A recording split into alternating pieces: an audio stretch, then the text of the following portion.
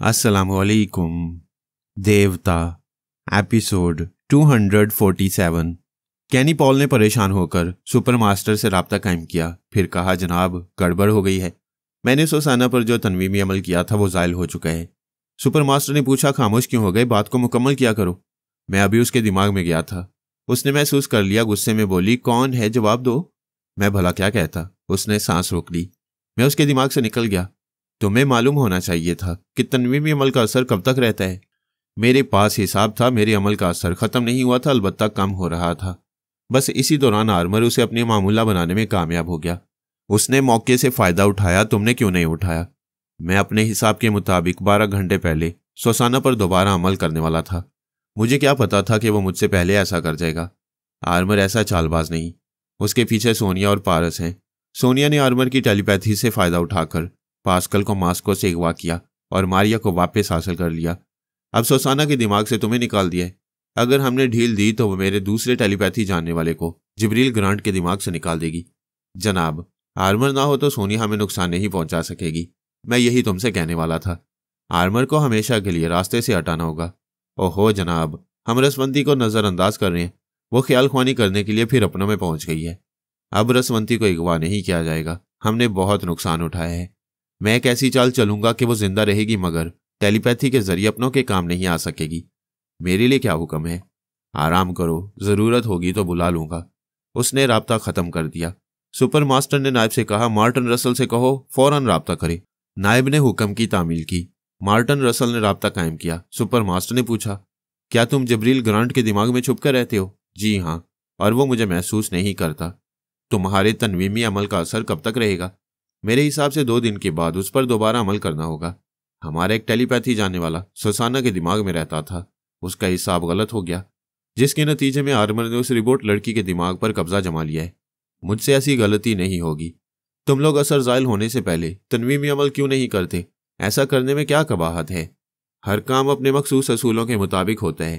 पहले अमल की मियाद पूरी होने से कबल दोबारा अमल करके अपने मामूल के जहन पर बोझ नहीं डालना चाहिए। दुश्मनों ने बोझ डाला और अपना काम कर गए। मार्टिन रसल, आइंदा ये कभी ना सोचो कि असूल क्या है। मोहब्बत और जंग में बेअसूली और बेकायदगी ही काम आती है। जाओ और जिब्रील ग्रांट के दिमाग में मोहतात रहो। उसे सुसाना के मशवरों पर अमल न करने दो, क्योंकि वो रोबोट लड़की अब आर्मर की मदद से सोनिया और पारस की प्लानिंग पर अमल करती रहेगी। जनाब, जिब्रील ग्रांट को मेडोना के लिए पेरिस भेजा गया था। अब वो नहीं रही। क्या पास्कल को अगवा करने का इरादा है? अगर पास्कल हाथ आ जाए तो हम हारी हुई बाजी जीत लेंगे। रसवंती हाथ से निकल गई। ये दूसरा टेलीपैथी जानने वाला हाथ आ जाएगा। लेकिन अब जिब्रील ग्रांट का पेरिस जाना मुनासिब नहीं है। ये सब ही जान गए हैं कि वो हमारा अल्लाहकार है। ये अच्छा है कि सब जान गए हैं। वो पेरिस पहुंचेगा तो सोनिया और पारस वगैरह उस पर तवज्जो नहीं देंगे, क्योंकि मैडोना तो मर चुकी है और मुझे पता चल गया है कि वो आज किसी वक्त पास्कल को मास्को भेजने वाले हैं। हमारे दुश्मन ये समझेंगे कि जिब्रील ग्रांट पेरिस आया है और नाकाम होकर चला जाएगा। बेशक वो सुसाना के साथ वहां नाकाम फिरता रहेगा और हमारा दूसरा अल्लाहकार मारिया को वहां से ले आएगा। हाँ, ये होगी शतरंज की चाल। दुश्मनों को एक तरफ उलझाकर दूसरी तरफ से एक मोहरे को उठा लिया जाएगा। तुम जिब्रील के पास जाओ और उसे पेरिस जाने पर आमादा कर दो। मार्टिन रसल ने सुपर मास्टर से राब्ता कायम किया। फिर जिब्रील के पास पहुंच गया। तनवीमी अमल के मुताबिक जिब्रील उसकी सोच की लहरों को महसूस नहीं करता था और मार्टिन रसल उसे ये यकीन दिलाता था कि वो उसके दिमाग में छुपकर नहीं रहता है। इसके लिए वो दूसरे लहजे में उसके अंदर आकर मुखातिब करता था और जिब्रील खुशफहमी में मुब्तला रहकर सुसाना से कहा करता, हमारे दिमागों में कोई छुपकर नहीं रहता है। हम सुपर मास्टर के वफादार हैं। वो हमें कभी धोखा नहीं देगा। जब मार्टिन रसल चुपके से उसके दिमाग में पहुंचा तो सुसाना उसे झगड़ा कर रही थी। तुम तो कहते थे हमारे दिमाग में कोई नहीं आता, फिर अभी कौन आया था? मैंने उसे महसूस कर लिया। जब मैंने पूछा कि वो कौन है तो वो भाग गया। जिब्रील ग्रांट ने कहा, मेरी जान, तुम ख्वामखा सुपर मास्टर को हमारा दुश्मन समझने लगी हो। ये सब पारस की बदमाशी है। वो इधर तुम्हें बहकाता है और उधर अपने टेलीपैथी जानने वाले आर्मर को तुम्हारे दिमाग में भेजता है। आर्मर एक शरीफ आदमी है, ये सारी दुनिया जानती है। वो किसी औरत के दिमाग में उसकी इजाजत के बगैर नहीं जाता। तो फिर वो रसवंती होगी। ये कौन है? पारस की माँ है। जिब्रील, तुम सुपर मास्टर को इल्जाम से बचाने के लिए पारस की माँ को टेलीपैथी जानने वाली कह रहे हो? यह सच है, तुम पारस से पूछो। वह झूठ बोलेगा तो आर्मर जरूर तुम्हें सच बताएगा। पारस मेरा सच्चा और मुखलिस दोस्त है। अगर उसकी माँ टेलीपैथी जानती है तो वो मेरी दुश्मन नहीं होगी। वो मेरे दिमाग में आकर कभी ना भागती। बड़े फख्र से कहती कि वो पारस की माँ है। पारस तुम्हें उल्लू बना रहा है, सुपर मास्टर तुम्हें गधा बना रहे। मार्टिन रसल ने जिब्रील की सोच में कहा, मुझे बात नहीं बढ़ानी चाहिए, इसे पेरिस चलने के लिए कहना चाहिए। जिब्रील ने सोच के मुताबिक कहा, झगड़ा खत्म करो और अपना सामान पैक करो, हम पेरिस जाएंगे। तुम्हें फिर वो मैडोना याद आ रही है? बिल्कुल नहीं, मैं तुम्हारी कसम खाकर कहता हूं कि वो मर चुकी है। तुम्हें होटल में बैठे बैठे उसकी मौत की खबर कैसे मिल गई? ये क्यों भूलते हो कि सुपर मास्टर के जराए बहुत वसी हैं। मुझे एक एक पल की खबर मिलती है। मैं ये भी जानता हूं कि तुम्हारे पारस का कोई सगा पेरिस में मर गया है। वो इस होटल में नहीं है, यहां से जा चुका है। वो जल्दी से उठकर बोली, क्या पारस चला गया है? नहीं, वह मुझसे मुलाकात किए बगैर जा नहीं सकता। काउंटर पर फोन करके पूछ लो, तुम्हारी खुशफहमी को ठेस पहुंचेगी। उसने रिसीवर उठाकर काउंटरमैन से रब्ता कायम किया। उससे पूछा, क्या मिस्टर पारस होटल छोड़ गए हैं? दूसरी तरफ से पूछा गया, क्या आप मिस सोसाना है? हाँ, मेरी बात का जवाब दो। जी हाँ, वो अचानक गई हैं। आपसे मिलना चाहते थे लेकिन आप सो रही थी। आपके नाम एक खत है। मुझे ये खत किस कमरे में भेजना चाहिए? सोसाना ने कमरा नंबर बताया, फिर रिसीवर रखकर कहा, वो बड़ी उजलत में गया है लेकिन मेरे नाम खत छोड़ गया है। लेकिन जाने से पहले तुमसे मिलना जरूरी नहीं समझा। मुझे तैश ना दिलाओ, तुमने ही कहा है कि उसका कोई सगा मर गया है। ऐसी परेशानी में भी मुझसे मिलने आया था मगर मैं सो रही थी। कॉल बेल की आवाज सुनाई दी। जिब्रील ने उठकर दरवाजा खोला। होटल का मुलाजिम एक खूबसूरत सी ट्रे पर एक लिफाफा रखकर लाया था। जिब्रील ने लिफाफा लेकर उसे टिप दी, फिर दरवाजा बंद करते हुए कहा, मालूम होता है ये नौजवान तुम पर बुरी तरह आशिक हो गया है। लो पढ़ो। उसने लिफाफा लेकर उसे खोला, उसमें से तय किया हुआ कागज निकाला, फिर उसे खोलकर पढ़ना शुरू किया। सोसाना, मैं बहुत मजबूर होकर तुमसे मुलाकात किए बगैर जा रहा हूं।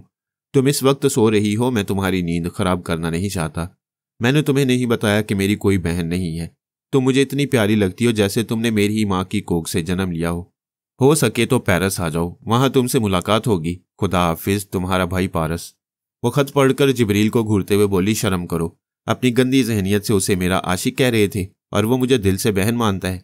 खुदा की कसम सोसाना, मैंने अपनी जिंदगी में इतना खतरनाक चक्करबाज नहीं देखा। कमबख्त, तुम्हें बहन बनाकर सुपर मास्टर के मंसूबे को खाक में मिला रहा है। तुम फिर उल्टी बातें कर रहे हो। उसने तुम्हारी हमायत में मुझे पेरिस आने का मशवरा दिया है। तुम यही चाहते हो या नहीं? हाँ, चाहता तो यही हूं। उस नौजवान ने मेरी खोपड़ी घुमा दी है। वो समझ में नहीं आता, मेरे हक में बोलता है मगर बात मेरी मुखालफत में जाती है। ताज्जुब है, थोड़ी देर पहले तुम पेरिस चलने को कह रहे थे। मेरे भाई ने यह मशवरा दिया तो ये मुखालफत वाला मशवरा कैसे हो गया? उसने वहां तुम्हारे लिए कोई जाल बिछा रखा होगा, इसीलिए तुम्हें बुला रहा है। ये अच्छी तरह जानता है कि मैं तुम्हारे साथ वहां जाऊंगा। मार्टिन रसल फिर सुपर मास्टर से राब्ता कायम करके बोला, जनाब, पारस ने पहले जो चक्कर चलाया था उससे हमारा मंसूबा खाक में मिल गया था। अब वो फिर कोई चक्कर चला रहे। वो पेरिस जाने से पहले सोसाना को खत लिख कर गया है। इस खत में उसने पेरिस आने का मशवरा दिया है, जबकि वो जिब्रील के पेरिस जाने में रुकावटें पैदा कर रहा था। कहाँ वो रुकावटें और कहाँ ये पेरिस का बुलावा। उसी ने चाल बिल्कुल उलट दी है। मेरा ख्याल है उसने सोसाना के बाद जिब्रील से दोस्ती गांठने के लिए वहां बुलाया है। वो चालबाज हमारे दोनों जबरदस्त मोरे हमसे छीन लेना चाहता है। तुम जिब्रील को उसकी चाल समझाओ। मार्टिन रसल उसे समझाने लगा। सुपर मास्टर ने नायब से कहा, हमारे रूम के एजेंट को हुक्म दो कि बड़ी होशियारी से सोसाना को मार डाले। वो दोनों रोबोट सिर्फ एक ही चीज से मर सकती हैं। एजेंट को उस चीज के इस्तेमाल का तरीका समझा दो। सोसाना की लाश के पास पारस की ऐसी कोई चीज मिले जिसे देखकर जिब्रील उसे अपनी महबूबा का कातिल समझ ले। फिर वो पारस का कभी दोस्त नहीं बनेगा, हमेशा जानी दुश्मन बनकर उसे मौत के घाट उतारने की कोशिश करता रहेगा। नायब रूम के एजेंट से राब्ता कायम करने की कोशिश करने लगा। उधर मार्टिन रसल ने जिब्रील के दिमाग में छुपकर उसकी सोच में कहा, मैं सोसानो को पेरिस जाने की बात कहकर फंस गया हूं। पारस वहां मेरी सोसानो को अपनी उंगलियों पर नचाएगा और मैं परेशान होता रहूंगा। सुपर मास्टर के किसी काम पर खातिर ख्वाह तवज्जो नहीं दे सकूंगा। जिब्रील की अपनी सोच ने कहा, मेरी समझ में नहीं आता इन हालात में क्या करना चाहिए। करना क्या है, मुझे मर्द बनना चाहिए, सोसाना पर हावी रहना चाहिए। मर्द किसी वक्त भी फैसला बदल सकता है। औरत एतराज करे तो उसकी अच्छी खासी पिटाई करना चाहिए। ये मेरे दिमाग में फजूल सा ख्याल आ रहा है। सोसाना भी मेरी तरह फौलाद है, जिस पर तलवार और बंदूक की गोलियां असर नहीं करती। इसकी पिटाई से क्या हासिल होगा? तो फिर मैंने पिछली रात इसकी पिटाई क्यों की थी? उसने गहरी सांस लेकर सोचा, वो तो मोहब्बत से झगड़ा हो गया था। मुझे इसकी पिटाई करने में मजा आता है और वो मार खाकर मुझसे और ज्यादा मोहब्बत करने लगी है। ये मोहब्बत भी अजीब चीज है। मार्टिन रसल ने उसकी सोच में कहा, कुछ भी हो, मुझे सोसानो को पेरिस जाने से रोकना चाहिए। मैं कैसे रोक सकता हूं?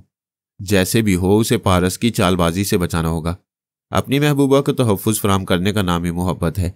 वो उठकर टहलने और सोचने लगा। सोसाना ने बाथरूम से बाहर आकर उसे देखा, फिर पूछा, क्या बात है, कुछ परेशान हो? हाँ, परेशान हूं। तुम्हें क्या? क्या तुम समझते हो मुझे तुम्हारी परेशानियों से वास्ता नहीं? क्या तुम्हें तकलीफ होगी तो मुझे नहीं होगी? ये सब कहने की बातें हैं। क्या हो गया तुम्हें? क्यों उखड़ी उखड़ी बातें कर रहे हो? इसलिए कि मैं जो समझा रहा हूं वो तुम समझना नहीं चाहती। पारस ने अपनी चालबाजी से तुम्हारे सोचने समझने की सलाहियतें छीन ली हैं। तुम तो उसके पीछे पड़ गए हो। तुम उसके पीछे पड़ गई हो। मैं मानता हूं वो तुम्हें बहन कहता है और तुम अपने महबूब से ज्यादा भाई को अहमियत देती हो, इसलिए कि भाई हकीकतन कभी धोखा नहीं देते। उनकी जात से बहनों को कभी नुकसान नहीं पहुंचता। क्या मैं तुम्हें नुकसान पहुंचा रहा हूं? तुम सुपर मास्टर के गुलाम रहोगे तो अनजाने में धोखा पहुंचा दोगे। वो बहुत बुरा आदमी है। हमारे कंधे पर बंदूक रखकर मुझे शिकार करेगा। बाद में तुम कहोगे मुआफ करना मेरी जान, मुझे पता नहीं था कि बंदूक मेरे कंधे पर रखी गई थी। और यही बात एक दिन तुम कहोगी कि पारस ने तुम्हें उल्लू बनाकर मुझे शिकार किया है। लेकिन मैं तुम्हें यह कहने का मौका नहीं दूंगा। उससे पहले ही मैं न्यूयॉर्क जा रहा हूं। क्या मुझे छोड़कर जाओगे? और क्या कर सकता हूं? तुम अपने भाई के हुक्म पर पेरिस जाओगी, मैं साथ चलने को कहूंगा तो झगड़ा करोगी। तो मेरी बात का जवाब दो कि अपनी सुसाना को छोड़कर जा सकते हो? तुम मेरे सवाल का जवाब दो। क्या मेरी सुसाना मेरे साथ ही न्यूयॉर्क नहीं जाएगी? मुझे तन्हा जाने देगी? मैं आखिरी सांस तक तुम्हें नहीं छोड़ूंगी। ओ गॉड। वो पेशानी पर हाथ मारकर सोफे पर बैठ गई, फिर बोली, अब समझ में आया। मेरा पेरिस का सफर मुलतवी कराने के लिए सुपर मास्टर ने तुम्हें यह चाल सिखाई है। मैं सुबह से तुम्हारे साथ हूं। सुपर मास्टर क्या मुझे सिखाने के लिए दिमाग में आता है? उसका टेलीपैथी जानने वाला तुम्हारे अंदर मौजूद है और तुम इनकार ना करना। पहले मैं भी उसकी मौजूदगी को समझ नहीं पाती थी। आर्मर ने मुझ पर अमल करके उस शैतान को मेरे अंदर से भगाया है। उसे पता नहीं था कि मैं उस चोर की सोच को महसूस कर लूंगी। जैसे ही मैंने पूछा कौन है तो वो भाग गया। ये बात कितनी बार सुनाओगी जब तक तुम्हारी समझ में नहीं आएगी? अगर सुपर मास्टर का कोई आदमी तुम्हारे दिमाग में आता तो वो यूं ना भागता, चालाकी से आर्मर की आवाज और लहजे में बात करता। फिर भी मैं अपनी सांस रोककर उसे भगा देती। क्या आर्मर तुम्हारे पास नहीं आता है? जरूर आता है, मगर मखसूस कोडवर्ड्स अदा करता है। इस तरह मैं आर्मर को पहचान लेती हूँ। वो कोडवर्ड्स क्या हैं? क्या मुझे अहमक समझती हो या तुम बिल्कुल ही अकल से पैदल हो? मैं कोडवर्ड्स बताऊंगी तो तुम्हारे अंदर छुपा हुआ शैतान सुन लेगा। और प्लीज ये बहस ना करना कि तुम्हारे अंदर कोई नहीं है। तुम्हें कैसे यकीन आएगा कि मेरा दिमाग किसी की मुट्ठी में नहीं? आर्मर को अपने दिमाग में आने दो और उसे तनवीमी अमल की इजाजत दो। राजी खुशी उसके मामूल बन जाओ। वह छुपे हुए चोर को दिमाग से निकाल देगा। वाह, क्या औरत की अकल होती है। फर्ज किया कि मेरे अंदर कोई है तो क्या एक शैतान को निकालने के लिए दूसरे शैतान को दिमाग में घुसा लूं? क्या तुम्हें मुझ पर भरोसा नहीं है? भरोसा तुम्हें भी मुझ पर नहीं है? सीधा सा जवाब दो। मेरे साथ न्यूयॉर्क चलोगी? मैं जवाब दे चुकी हूं कि आखिरी सांस तक तुम्हारा साथ नहीं छोड़ूंगी। इसका मतलब है तुम्हारे साथ चलूंगी, मगर पहले मैंने अपने साथ चलने को कहा था। तुमने इनकार की सूरत निकाली। अपने गिरेबान में झांक कर देखो। तुम खुदगर्जी का सबूत दे रहे हो और मैं मोहब्बत का। मैं बहस नहीं करूंगा। वो उठकर जाने लगी। उसने पूछा, कहाँ जा रही हो? शॉपिंग करूंगी और थोड़ी देर तन्हा रहूंगी। तुमने मुझे बड़ा अपसेट किया है। वो उसे रोकना चाहता था, उसके साथ जाना चाहता था। मार्टिन रसल ने ख्याल पैदा किया उसे तन्हा छोड़ देना चाहिए। वो न्यूयॉर्क जाने के लिए राजी हो गई है। ये इत्मीनान हो गया कि अब पेरिस नहीं जाएगी और पारस से उसकी मुलाकात नहीं होगी। इस ख्याल के तहत जिब्रील ने उसे नहीं रोका। वो कमरे से चली गई। वो बेशक तन्हाई चाहती थी। जिब्रील से दूर रहकर सोचना समझना चाहती थी कि न्यूयॉर्क तो जरूर जाएगी, जिब्रील को नहीं छोड़ेगी, लेकिन पारस से कैसे राब्ता कायम करे? तन्हाई चाहने के बावजूद कमरे से निकलकर दुख हुआ कि जिब्रील ने झूठे मुंह से भी नहीं कहा, रुक जाओ मेरी जान, मैं भी तुम्हारे साथ चलूंगा। अपनी जान को तन्हा नहीं छोड़ूंगा। औरत का मिजाज समझ में नहीं आता। अगर वो आना चाहता तो वो साथ ना ले जाती, और वो नहीं आया था तो दिल को सदमा पहुंच रहा था। वो होटल से बाहर आई। कार का दरवाजा खोलकर स्टीयरिंग सीट पर बैठी। समझ में नहीं आ रहा था कहाँ जाए। शॉपिंग का तो महज बहाना था। कोई शौक की चीज खरीदने को जी नहीं चाहता था। लेकिन जब कार को स्टार्ट करके आगे बढ़ाया तो अचानक तदबीर सूझी।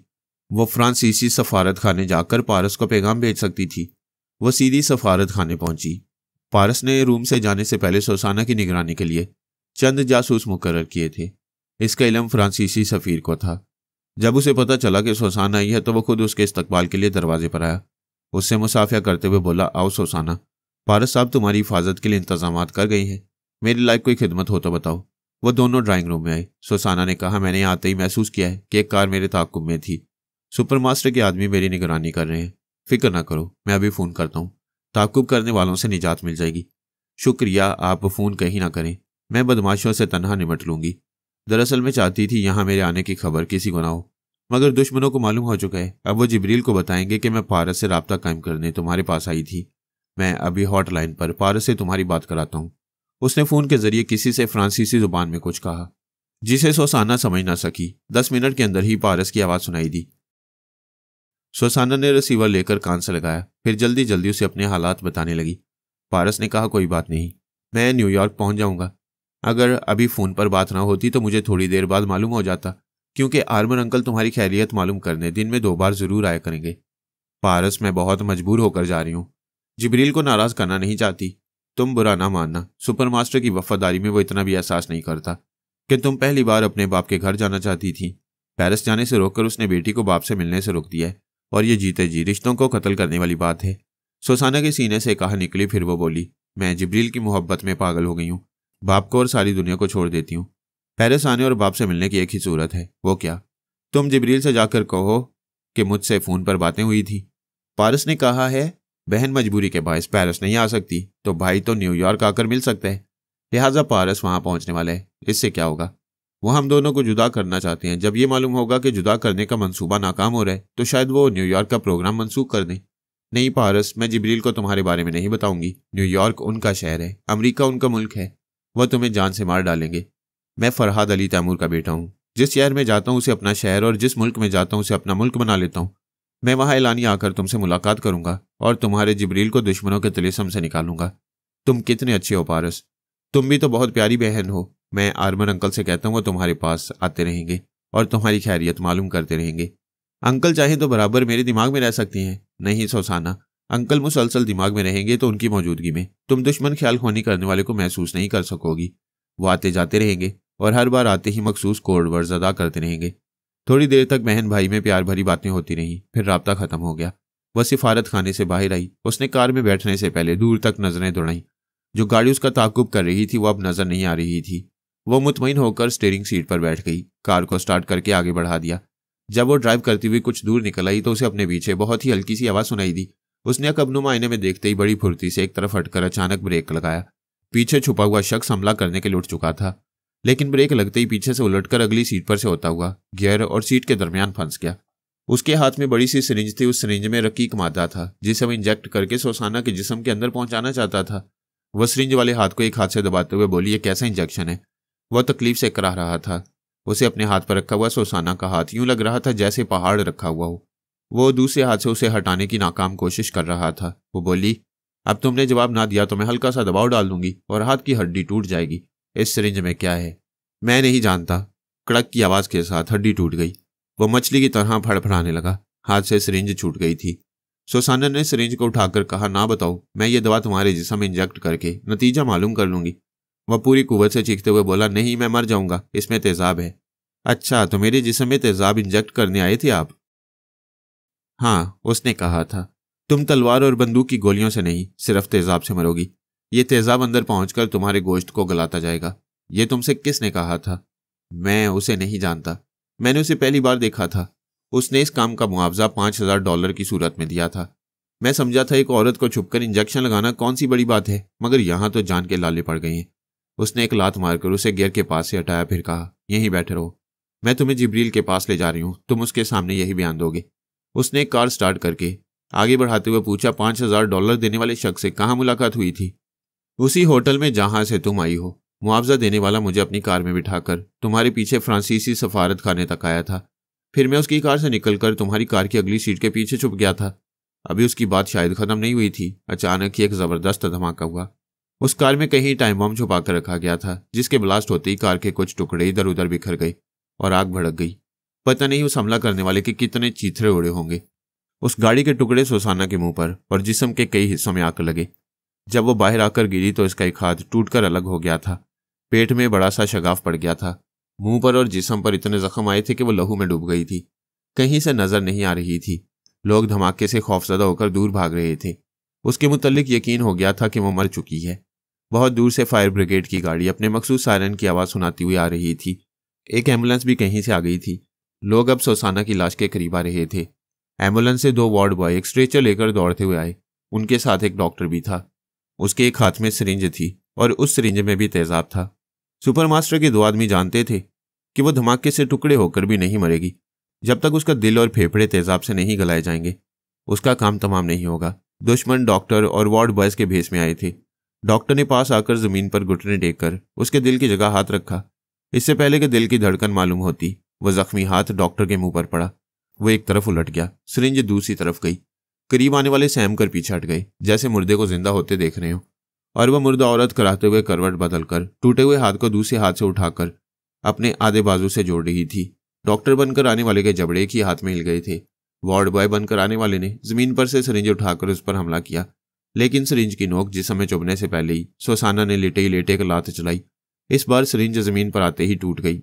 अंदर का तेजाब छींटों की सूरत में डॉक्टर के मुंह पर आया तो वो जलन की शिद्दत से चीखने लगा। अच्छी खासी भीड़ लग गई थी। सब लोग जख्मी सुसाना को देख रहे थे। उसके पेट में जो शगाफ पड़ गया था, वहां की खाली जगह फिर भर गई। दूसरे जख्म भी भर रहे थे। टूटा हुआ हाथ जुड़ गया था।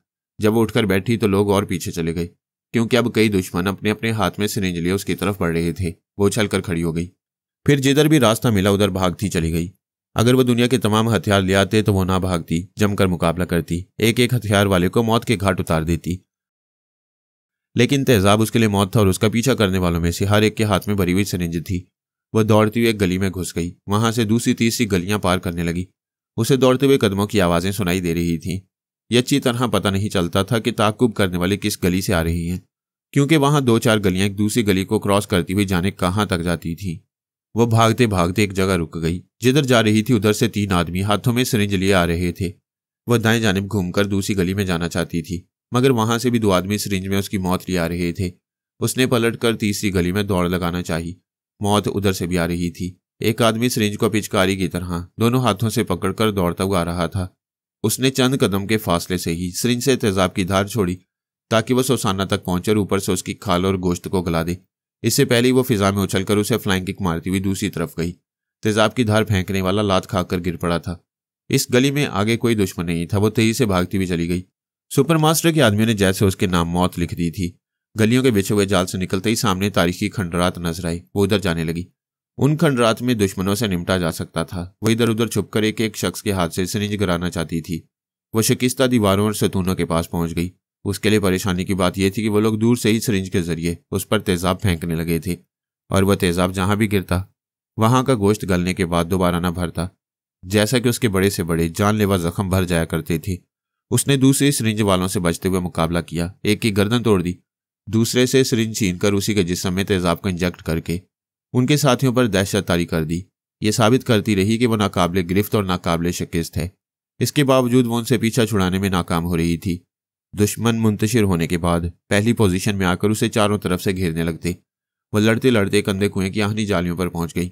उन जालियों के नीचे तारीख कुएं की गहराई पता नहीं क्या होगी।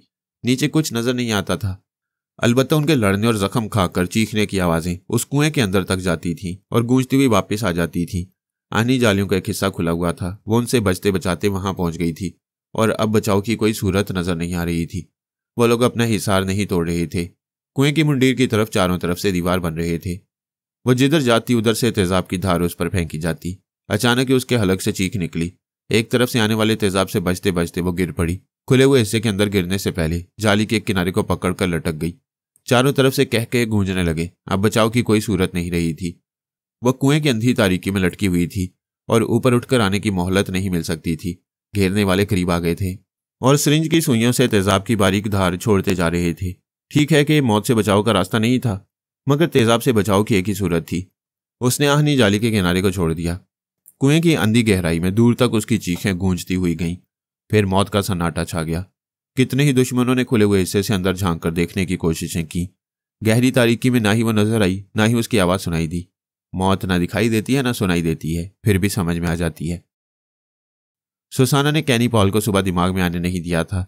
अब वो उसे आने से रोक नहीं सकती थी, लेकिन वह दिमाग की तारीकियों में भटक कर वापस आ गया था। उसे सुसाना की जिंदगी का सुराग नहीं मिल रहा था। वो उलझ गया। अच्छी तरह समझ ना सका। वो मर चुकी थी, पर मौत की तस्दीक कैसे करे, ये बात समझ में नहीं आई। पास्कल मास्को पहुंच गया। उसे एक बंद गाड़ी में एयरपोर्ट से मिलिट्री अस्पताल पहुंचाया गया। उसने एक फौजी अफसर से पूछा, ये गाड़ी चारों तरफ से बंद क्यों है? अफसर ने कहा, बंद रहने दो, क्या फर्क पड़ता है। मुझे घुटन हो रही है। मैं 5 दिन तक जेरे ज़मीं कोठरी में कैद रहा। मुझे अपने मुल्क में खुली फिजा और ताज़ा हवा मिलनी चाहिए। ज़रूर मिलेगी, पहले यह साबित हो जाए कि तुम असली हो। मैं असली हूँ। खिड़की खोलो, ताज़ा हवा आने दो। तुम ताज़ा हवा के लिए नहीं, हमारे मुल्क और शहरों को जासूस की नज़रों से देखने आए हो। यह झूठ है। अस्पताल पहुंचोगे तो तुम्हारी उंगलियों के निशानात लिए जाएंगे। ज़रूर लेने चाहिए। मैं फौज के आला अफसरान और आला हुकाम की हर तरह तसल्ली करूंगा, लेकिन इससे पहले बिल्कुल ही कैदियों जैसा सलूक मुझसे नहीं करना चाहिए। मिस्टर, अगर तुम उंगलियों के निशानात से पास्कल साबित हो जाओगे तभी तुम्हें सख्त निगरानी में इसी तरह कैद रखा जाएगा। मुझ जैसे वफादार के साथ ऐसा सलूक क्यों किया जाएगा? इसलिए कि तुम्हारे दिमाग में रसवंती आर्मर छुपकर हमारे मुतालिक मालूमात हासिल कर रहे होंगे। हम तुम्हें उनकी मालूमात का जरिया बनने नहीं देंगे। मैं गैरों में भी नाकाबिल एतमाद था, अपनों में भी भरोसे के काबिल नहीं। धोबी का कुत्ता बन गया हूं, घर का रहा न घाट का। तुम्हें मुश्तिल नहीं होना चाहिए। सब्र तहम्मुल से देखते रहो आइंदा क्या होता है। अगर तुम पास्कल साबित हो जाओगे तो हम तुम्हारी ख्याल ख्वानी की तवानाई वापस लाने के लिए तवज्जो से इलाज कराएंगे और तुम्हारे तनवीमी अमल करने वाले को भगाएंगे। उसे अस्पताल पहुंचाया गया। वहां फौज का एक आला अफसर मौजूद था, मगर उसने पास्कल के सामने आकर मुलाकात नहीं की, ना ही अपनी आवाज़ सुनाई। अंदेशा यही था कि पास्कल के दिमाग में छुपे हुए रसवंती और आर्मर उसके दिमाग में पहुंच जाएंगे। उसकी उंगलियों के निशानात लिए गए, मुख्तलिफ जावियों से तस्वीरें उतारी गईं, मशीनों के जरिए मालूम किया गया कि वो बहरूपिया है या नहीं। उसकी गुफ्तगू को रिकॉर्ड किया गया ताकि आवाज़ और लहजे का फ़र्क मालूम किया जा सके। उससे कितने ही कागजात पर बहुत कुछ लिखवाया गया, उसके दस्तखत लिए गए। वो बेचारा तमाम दिन मुख्तलिफ आजमाइशों से गुजरता रहा। इस दौरान डॉक्टर उसका मुआयना और इलाज करते रहे। रात को दवाओं के असर से गहरी नींद सो गया। दूसरे दिन मौसूल होने वाले नताइज 100% उसके हक में थे। वो पास्कल तस्लीम कर लिया गया, लेकिन वह पेरिस से खतरे की घंटी बनकर आया था। आइंदा उसे मुल्की राज नहीं बताए जा सकते थे और ना ही उसे कोई अहम काम लिया जा सकता था। वह सोच समझकर गुफ्तगू करे या रवानी में बोलता रहे, उसकी हर बात पर गौर किया जाता था और शुबा किया जाता था कि वह रसवंती आर्मर की मर्जी के मुताबिक बोल रहा है, और जो बोल रहा है उस बात के पीछे क्या मकसद हो सकता है। वह अपने मुल्क में आकर भी मुसीबत में पड़ गया था। दिन गुजरते जा रहे थे, इलाज होता जा रहा था, दिमागी तवानाई हासिल हो रही थी। 1 माह के बाद वो ख्याल ख्वानी के काबिल हो गया। अपनी आदत के मुताबिक 5-6 मिनट तक सांस रोकने लगा। कोई पराई सोच की लहर दिमाग में आती तो वो सांस रोककर टेलीपैथी जाने वाले को भगा सकता था। इसके बावजूद यकीन नहीं था कि तनवीमी अमल करने वाला आर्मर उसके दिमाग से जा चुका है। उससे मुलाकात करने वाला वही एक फौजी अफसर आता था जो उसे एयरपोर्ट से अस्पताल लाया। उसने अफसर से कहा, तुम लोग मेरी मेडिकल रिपोर्ट पढ़ रहे हो, मैं बिल्कुल नॉर्मल हूँ, ख्याल ख्वानी करने लगा हूँ। मेरी दिमागी तवानाई इस कदर है कि रसवंती आर्मर मेरे अंदर अब छुप कर नहीं रह सकती। तुम यकीन से कैसे कह सकते हो? तनवीमी अमल का असर 10-15 दिन से ज़्यादा नहीं रहता। सिर्फ कमज़ोर दिमाग के लोग महीनों तक ज़ेर असर रहती हैं। तुम भी कमज़ोर थे। अब नहीं हूँ। इसका सबूत मेडिकल रिपोर्ट है। जो तनवीमी अमल मुझ पर किया गया था उसका असर ख़त्म हो चुका है। इसके बाद कोई दूसरा अमल करने नहीं आया। अगर आता तो मैं उसे महसूस कर लेता। ठीक है, हम तुम्हारा एक फ़ाइनल चेकअप कराएंगे। दूसरे दिन उसे मिलिट्री अस्पताल के ऑपरेशन थिएटर में पहुंचाया गया। उसने पूछा, मुझे यहाँ क्यों लाया गया है? जवाब में एक इंजेक्शन लगाया गया, जिसके नतीजे में वो कोई सवाल करने के काबिल नहीं रहा। आर्मर जो उसके दिमाग में छुपा हुआ था दिमागी तौर पर हाजिर हो गया। वो पेरिस के एक सरकारी बंगले में था। वहां सोनिया से मुलाकात करने आया था। उसने कहा, उन्होंने पास्कल को ऑपरेशन थिएटर में ले जाकर बेहोश कर दिया है। मैं सोच भी नहीं सकता था कि वो ऐसा करेंगे। वो बोली, अब सोचो उन्होंने ऐसा क्यों किया है? मुझे उसके दिमाग से निकालने के लिए। तुम्हें उससे दूर रखने के लिए। आखिर कब तक उसे बेहोश रखेंगे? ये उनकी नादानी है। नादानी नहीं, चालाकी है। जब वो होश में आएगा तो तुम उसके दिमाग में कभी नहीं पहुंच सकोगे। तुम ये कहना चाहती हो कि ऑपरेशन थिएटर में उसका ब्रेन वॉश किया जा रहा है? सुपर मास्टर ने रसवंती का ब्रेन वॉश कराया था और यह तजुर्बा किया था कि ब्रेन वॉशिंग के बाद भी ख्याल ख्वानी की सलाहियतों को बरकरार रखा जा सकता है। मास्कमैन ऐसा तजुर्बा करने में उससे कई कदम आगे निकल गया है। उसने जोजो के दिमाग को ऑपरेशन के जरिए बिल्कुल तब्दील कर दिया। इस तब्दीली के बावजूद उसकी टेलीपैथी का इल्म बरकरार है। सिर्फ एक नाकामी हुई कि वो जोजो का लहजा न बदल सके, जिसकी वजह से तुम उसके दिमाग में पहुंच गई। मुझे यकीन है पास्कल के भी दिमाग का ऑपरेशन किया जाएगा और साथ ही उसके लहजे को बदलने का तजुर्बा भी किया जाएगा ताकि तुम फिर उसके अंदर ना पहुंच सको। तुम्हारी बात समझ में आती है और वो यही कर रहे होंगे। जोजो का क्या हाल है? अच्छी सेहतमंद है। अस्पताल के बाहर लॉन में आकर बैठती है। मुझे मिस्टर आर्मर कहती है। दिल छोटा न करो, जब पहचान लेगी तो भाई कहा करेगी। मैंने कहा था मुझे भाई कहा करो। उसने जवाब दिया, रिश्ता ख्वाह कितना ही मुअज़्ज़ज़ और मुक़द्दस हो, उसे सोच समझकर कबूल करना चाहिए। जो लोग अच्छी तरह नहीं सोचते वो महज जज्बाती रिश्ता कायम करते हैं और जज्बाती रिश्ते जल्द ही झाग की तरह बैठ जाते हैं। सोनिया ने मुस्कुराकर कहा, हमारी जोजो ऐसी नादान बच्ची थी, अब दानिश्वरों के अंदाज में बोलती है और बोलने से पहले खूब सोचती है। मैंने शाम को उससे मिलने का वादा किया था। इजाज़त दो, जा रहा हूँ। वह चला गया, लेकिन चंद सेकंड के बाद ही वापस आकर परेशानी से बोला, वो बेहोश है। सोनिया ने मशवरा दिया, उसके खास डॉक्टरों के पास जाओ। वो फिर गया। थोड़ी देर बाद आकर बोला, जोजो के दोनों डॉक्टर एक कमरे में कैदी की हैसियत से बैठे हुए हैं। उनकी सोच ने बताया कि जोजो को अटेंड करने वाली नर्सों को भी किसी कमरे में बंद किया गया है। 2 घंटे बाद उन्हें रिहाई मिल जाएगी। आखिर ये मास्कमैन क्या करता फिर रहे? वह थोड़ी देर तक सोचती रही, फिर बोली, उन्होंने जोजो और पास्कल को एक ही वक्त में बेहोश किया है। वो एक ही वक्त में दोनों को तुमसे निजात दिलाकर उन पर कोई नया तजुर्बा कर रहे हैं। क्या वही लहजा तब्दील करने वाला तजुर्बा? हाँ, वही तजुर्बा। उनके होश में आने के बाद ही मालूम होगा। वो बेचैन हो गया, उठकर टहलने लगा। सोनिया ने मुस्कुराकर कहा, तुम बहन के लिए एकदम से परेशान हो जाती हो, जबकि दुश्मन उसकी जात को कोई नुकसान नहीं पहुंचाएंगे। मैं जानता हूं, दुश्मन उसे सुई भी नहीं चबोएंगे, लेकिन उसे बार बार ऑपरेशन के मराहिल से गुजारा जा रहा है। वो कितनी तकलीफ बर्दाश्त करती होगी, हम महज उसका अंदाजा कर सकते हैं। बर्दाश्त करने दो, वो कुंदन बन रही है, जाओ आराम करो। 4-6 घंटे बाद जोजो से राब्ता कायम करने की कोशिश करना। वो जाने लगा, फिर दरवाजे के पास रुककर बोला, उस अजनबी का क्या बना जो खुद को फरहाद कहता आ रहा है? हमने फिलहाल उसे दोस्त बना लिया है।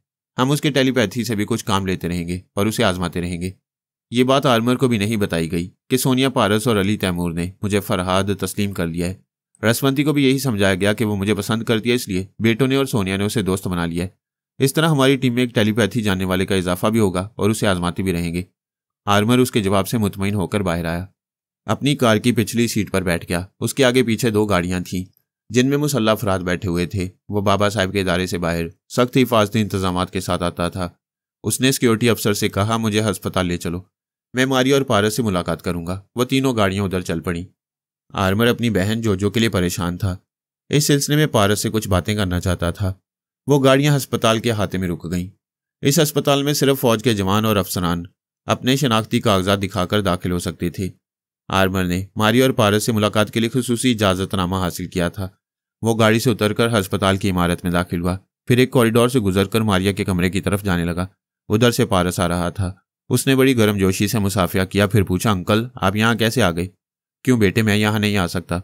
आप तो कहीं आते जाते नहीं। बाबा साहब के दायरे में गोशा नशीन हो चुके हैं, इसलिए आपको यहाँ देखकर हैरानी हो रही है। मैं इत्मीनान से कहीं बैठकर बातें करना चाहता हूँ। वैसे मारिया कैसी है? ठीक है, इलाज में कामयाबी हो रही है। उसका जहर बिल्कुल ख़त्म नहीं हो सकता, लेकिन कम हो सकता है। उसे किसी हद तक नॉर्मल बनाया जा रहा है। वो बातें करते हुए अस्पताल के बाहर आए। उसने कहा, मैं अपने कॉटेज में जा रहा हूँ, आप भी वहीं चलकर बातें कर सकती हैं। वो पारस की गाड़ी में आकर बैठ गया। पारस ने उसके सिक्योरिटी अफसर से कहा, तुम लोग आराम करो, अंकल इदारे में वापस जाना चाहेंगे तो तुम्हें ख्याल ख्वानी के जरिए बुला लेंगे। उसने गाड़ी स्टार्ट की, फिर अस्पताल के अहाते से निकलकर कॉटेज की तरफ जाने लगा। उसने मेन रोड पर आकर पूछा, आप कोई खास बात कहना चाहती हैं? मेरी खास बात का ताल्लुक सिर्फ मेरी बहन से होता है। वो हमसे अजनबी बनकर दूर होती जा रही है। मास्कमैन उसे जोजो से मौलिना अंदरोफ बनाने में कोई कसर नहीं छोड़ रहा। इन हालात में तुम मुझसे बिल्कुल भूल चुके हो। ऐसी बात नहीं अंकल, आप माजी में देख चुके हैं मैं जोजो को सबसे ज़्यादा चाहता हूँ। ये चाहत कम नहीं हो रही, बढ़ती जा रही है। ये कैसी मोहब्बत है कि तुमने उसे दुश्मनों के रहमो करम पर छोड़ रखा है।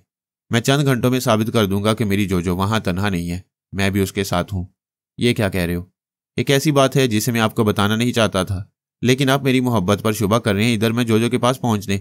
वो बात अधूरी छोड़कर बोला, रहने दें, बात जुबान से निकलते ही पराई हो जाती है। कैसी बातें कर रहे हो? क्या मेरी बहन की बात मेरी जुबान से पराई हो जाएगी? हरगिज नहीं।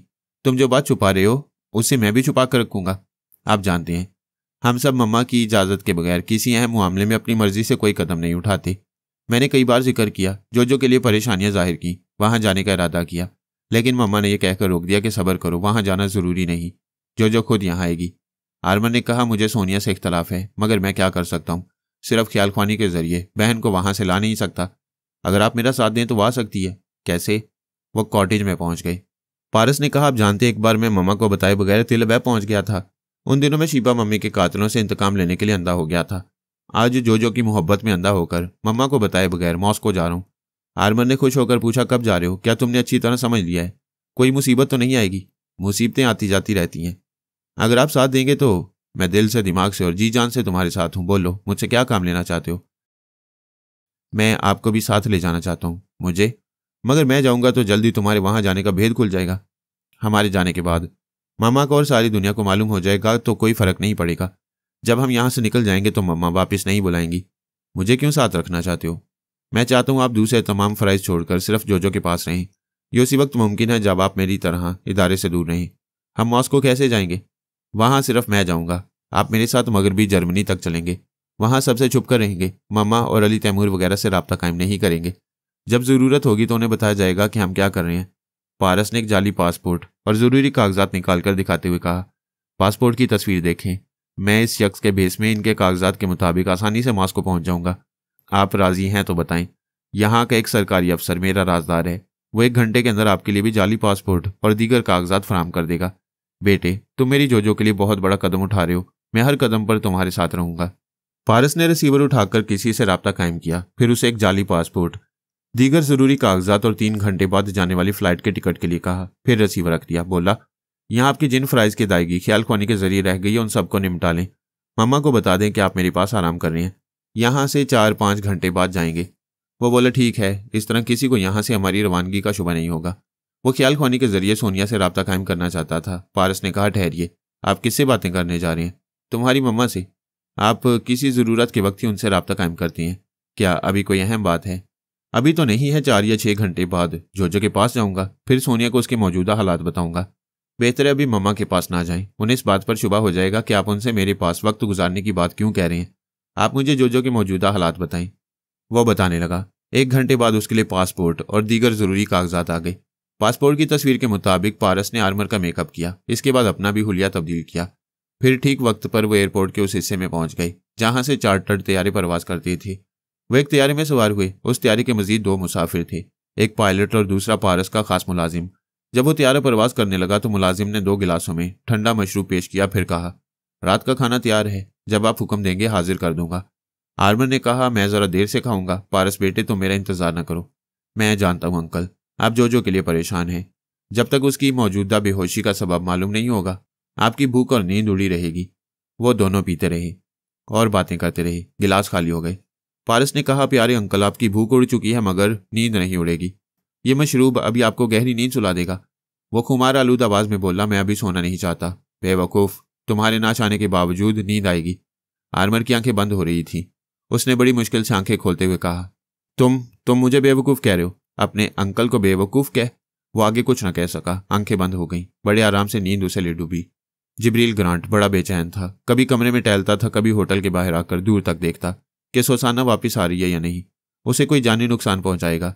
यह अंदेशा नहीं था। वो नाराज होकर गई थी और वह बड़ी शिद्दत से उसकी कमी महसूस कर रहा था। फोन की घंटी बजने लगी। उसने रिसीवर उठाकर हेलो कहा। दूसरी तरफ से आवाज आई, क्या तुम मिस्टर जिब्रील ग्रांट हो? हाँ, मैं बोल रहा हूँ। मैं तारीखी खंडरात का इंचार्ज अफसर बोल रहा हूँ। मुझे अफसोस के साथ कहना पड़ रहा है कि तुम्हारी गर्लफ्रेंड सुसाना यहाँ अंधे कुएं में गिर पड़ी है, बल्कि चंद बदमाशों ने उसे गिराया है। उस कुएं की गहराई नामालूम है, अंदर जहरीली गैस का इम्कान है। आज तक किसी ने इसके अंदर जाने की जरूरत नहीं की। वो धाड़ते हुए बोला, मैं अंदर जाऊंगा, मैं अभी आ रहा हूं। वह रिसीवर को फेंकता हुआ वहां से दौड़ लगाता हुआ रास्ते में आने वालों को गिराता और रौंदता हुआ होटल के बाहर आया। फिर कार की स्टीयरिंग सीट पर बैठकर उसे स्टार्ट करके तेजी से ड्राइव करता हुआ तारीखी खंडरात की तरफ जाने लगा। उसके दिमाग में छुपे हुए मार्टिन रसल ने उसकी सोच में कहा, मुझे कुएं के अंदर नहीं जाना चाहिए। अंदर मौत है, इसीलिए वहां कोई नहीं जाता। मेरी मोहब्बत वहां गई है, मैं भी जाऊंगा। वो जिंदा होगी तो उसे वापस लाऊंगा, वरना उसके साथ मर जाऊंगा। जिंदगी को जानबूझकर मौत के हवाले करना दानिशमंदी नहीं। वो झुंझलाकर बोला, मैं ऐसा क्यों सोच रहा हूं? क्या मैं अपनी सुसाना के बगैर जिंदा रहने का तस्वुर भी कर सकता हूं? मार्टिन रसल चंद लम्हों तक खामोश रहा, फिर उसकी सोच में बोला, हाँ, उसके बगैर मुझे जिंदा रहना चाहिए। इंतकाम लेने के लिए जिंदा रहना चाहिए। बदमाशों ने मेरी सुसाना को उस कुएं में गिराया है। मैं एक को कुत्ते की मौत मारूंगा। इस बार वो गुस्से को जरा भूलकर गौर करने लगा। वो बदमाश कौन हो सकती हैं? उन्हें मेरी सुसाना से क्या दुश्मनी हो सकती है? दिमाग में छुपा हुआ शातिर जानबूझकर खामोश रहा। वो जिब्रील को अब अपने तौर पर सोचने का मौका दे रहा था। वो खंडरात के अहाते में पहुंच गए। अंधे कुएं के पास पुलिस अफसरान और सिपाही मौजूद थे। वो कार से उतरकर दौड़ता हुआ उनके पास आया, फिर बोला, मैं जिब्रील ग्रांट हूं। क्या सुसाना को इसी कुएं में गिराया गया है? हाँ, इसी कुएं में। वो तेजी से चलते हुए कुएं के करीब जाने लगा। चंद सिपाहियों ने उसे रोकना चाहा, मगर उसके एक हाथ के झटके से वह सब दूर जाकर गिर पड़े। एक अफसर ने रिवॉल्वर निकालकर कहा, रुक जाओ वरना गोली मार दूंगा। एक जूनियर अफसर ने कहा, सर, इस पर गोलियां असर नहीं करती हैं, ये धमकियों से नहीं रोकेगा। वो कुएं की आहनी जालियों पर चढ़ गया। वहां के इंचार्ज ने कहा, हम तुम्हें अंदर जाने से नहीं रोकेंगे, मगर पूरे इंतजामात के साथ जाओ ताकि सुसाना को संभाल कर ऊपर ला सको। दूसरे अफसर ने कहा, जल्दबाजी से तुम उसे बचा नहीं सकोगे। गैस मास्क पहन लो। एक गैस मास्क और एक सिलेंडर फाजल रख लो। टॉर्च वगैरह भी जरूरी है। इसके बाद कमर से रस्सा बांधकर उतर जाओ। जिब्रील अपने लिए कभी एहतियाती तदाबीर पर अमल न करता, फौरन कुएं में छलांग लगा देता। लेकिन सुसाना को हिफाजत से लाने के लिए वो जरा रुक गया। करीबी दफ्तर के स्टोर रूम से गैस मास्क, सिलेंडर, टॉर्च और रस्से वगैरह लाए जा रहे थे। एक पुलिस अफसर ने एक पासपोर्ट दिखाते हुए कहा, यह मिस्टर पारस अली तैमूर का पासपोर्ट है, यहाँ कुएं के पास पाया गया है। क्या मिस्टर पारस को तुम लोगों से कोई दुश्मनी है? जिब्रील ने अफसर से पासपोर्ट झपट लिया। उसे खोलकर देखा, उसमें पारस की तस्वीर थी।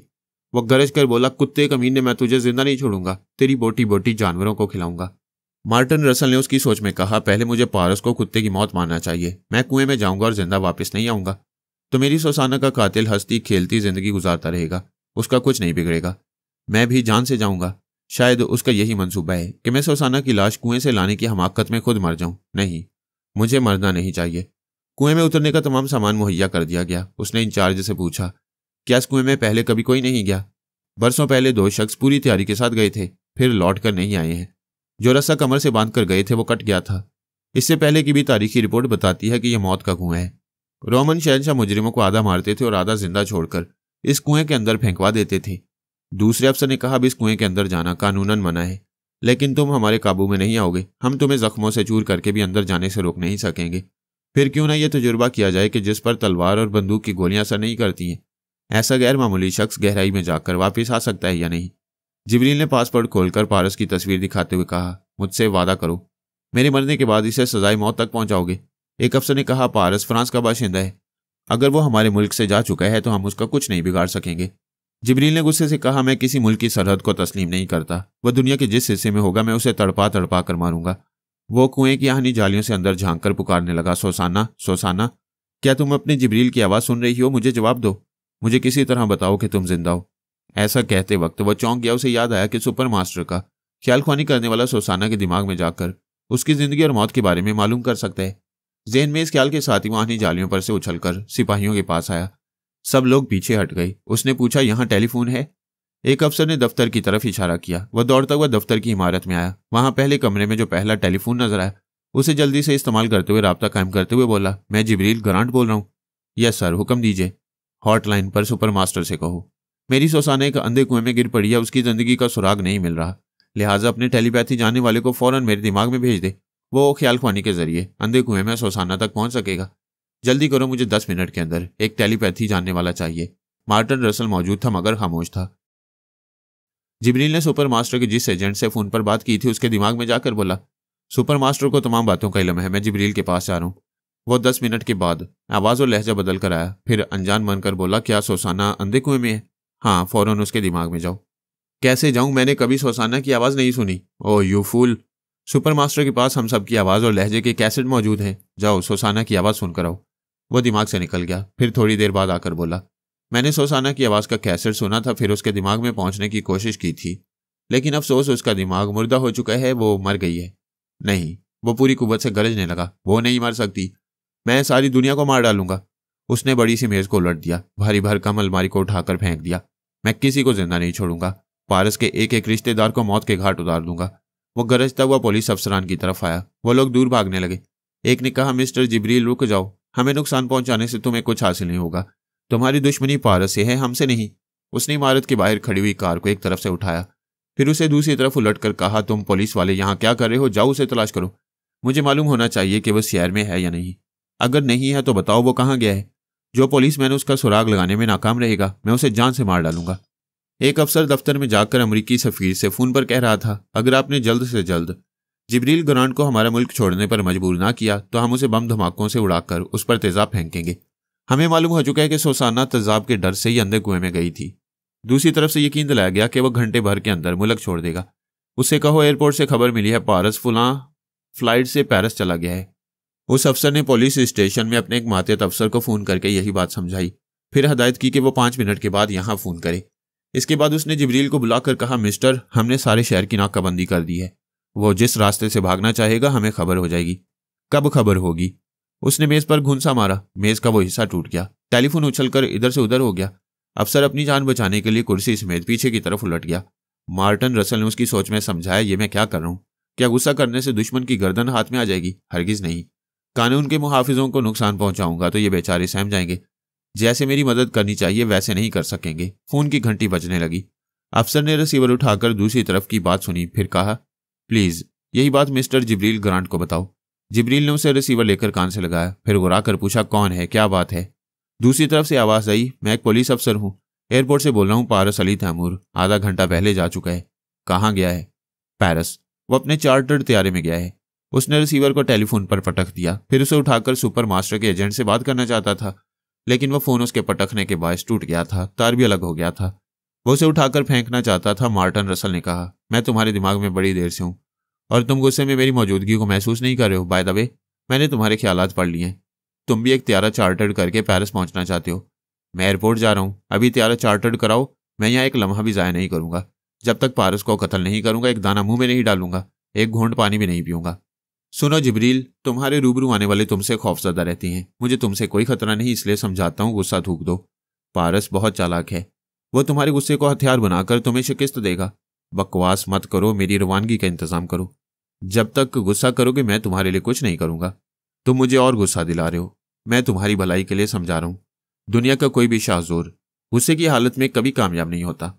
वो गुस्से से चलता हुआ अपनी गाड़ी में आकर बैठते हुए बोला, अब मैं सुपर मास्टर के एजेंट के जरिए त्यारा चार्टर्ड कराऊंगा। अगर तुम पुरसुकून नहीं रहोगे और जोशो जुनून में जाओगे तो मैं पारस को तुम्हारी आमद की इतला दूंगा। वो पेरिस छोड़कर किसी दूसरी जगह चला जाएगा। तुम उसे कभी तलाश नहीं कर सकोगे। मैं तुम्हारी गर्दन तोड़ दूंगा। मेरे सामने आओ। बचकाना बातें ना करो, गुस्सा थूक दो। वो तेजी से कार ड्राइव कर रहा था। दिमाग में गर्मी भरी हुई थी, सर चकरा रहा था। मार्टिन रसल ने उसके दिमाग को जरा बहका दिया। गाड़ी का स्टीयरिंग बहक गया। कार एक दुकान के शीशों को तोड़ती हुई अंदर घुस गई। ऐसे हादसे उसे कोई नुकसान नहीं पहुंचा सकते थे, लेकिन दुकान को लाखों का नुकसान पहुंचा। सेल्स गर्ल और दुकानदार जख्मी हुए। मार्टिन ने कहा, अब तुम पर केस होगा, मुकदमा चलेगा। यहां से फरार होना चाहोगे तो अपनी ताकत से चंद लोगों को नुकसान पहुंचाओगे, लेकिन इस मुल्क की सरहद को पार नहीं कर सकोगे। मुझे सुपर मास्टर यहां से निकालेगा। सुपर मास्टर ने तुम्हारी मदद के लिए मुझे यहां भेजा है और ताकीद की है, जब तक तुम गुस्सा नहीं करोगे, खुद को नॉर्मल नहीं रखोगे, मैं तुम्हें पारस से मुकाबले की इजाजत नहीं दूंगा। तुम्हारे रास्ते में ऐसी रुकावटें पैदा करता रहूंगा। कितने ही सिपाही राइफलें तानकर उसे चारों तरफ से घेरे रहे थे। जिब्रील ठंडा पड़ गया। अब अकल आई कि कितने ही सिपाहियों को मारेगा। अगरचे गोलियों से नहीं मरेगा, लेकिन जख्मी होता रहेगा। पेरिस पहुंचने में देर होती रहेगी।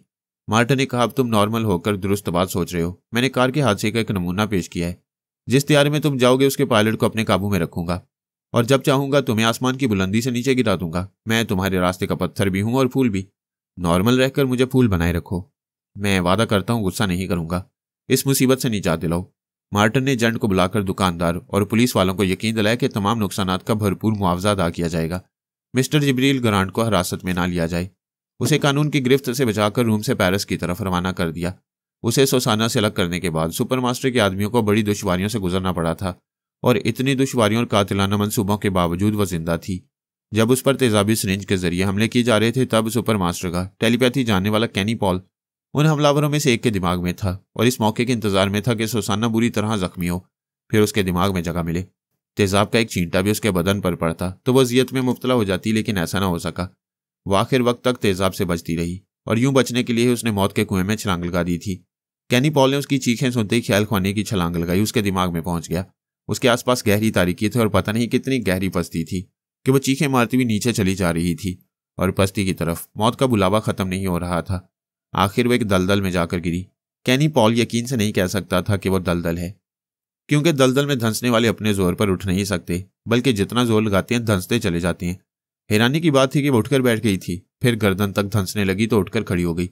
इसके बाद उसने कैनी पॉल को महसूस किया तो सांस रोक ली। वह दिमाग से बाहर निकल आया। उसने दूसरी बार ख्याल खाने की परवाज की, लेकिन वह परवाज न कर सका।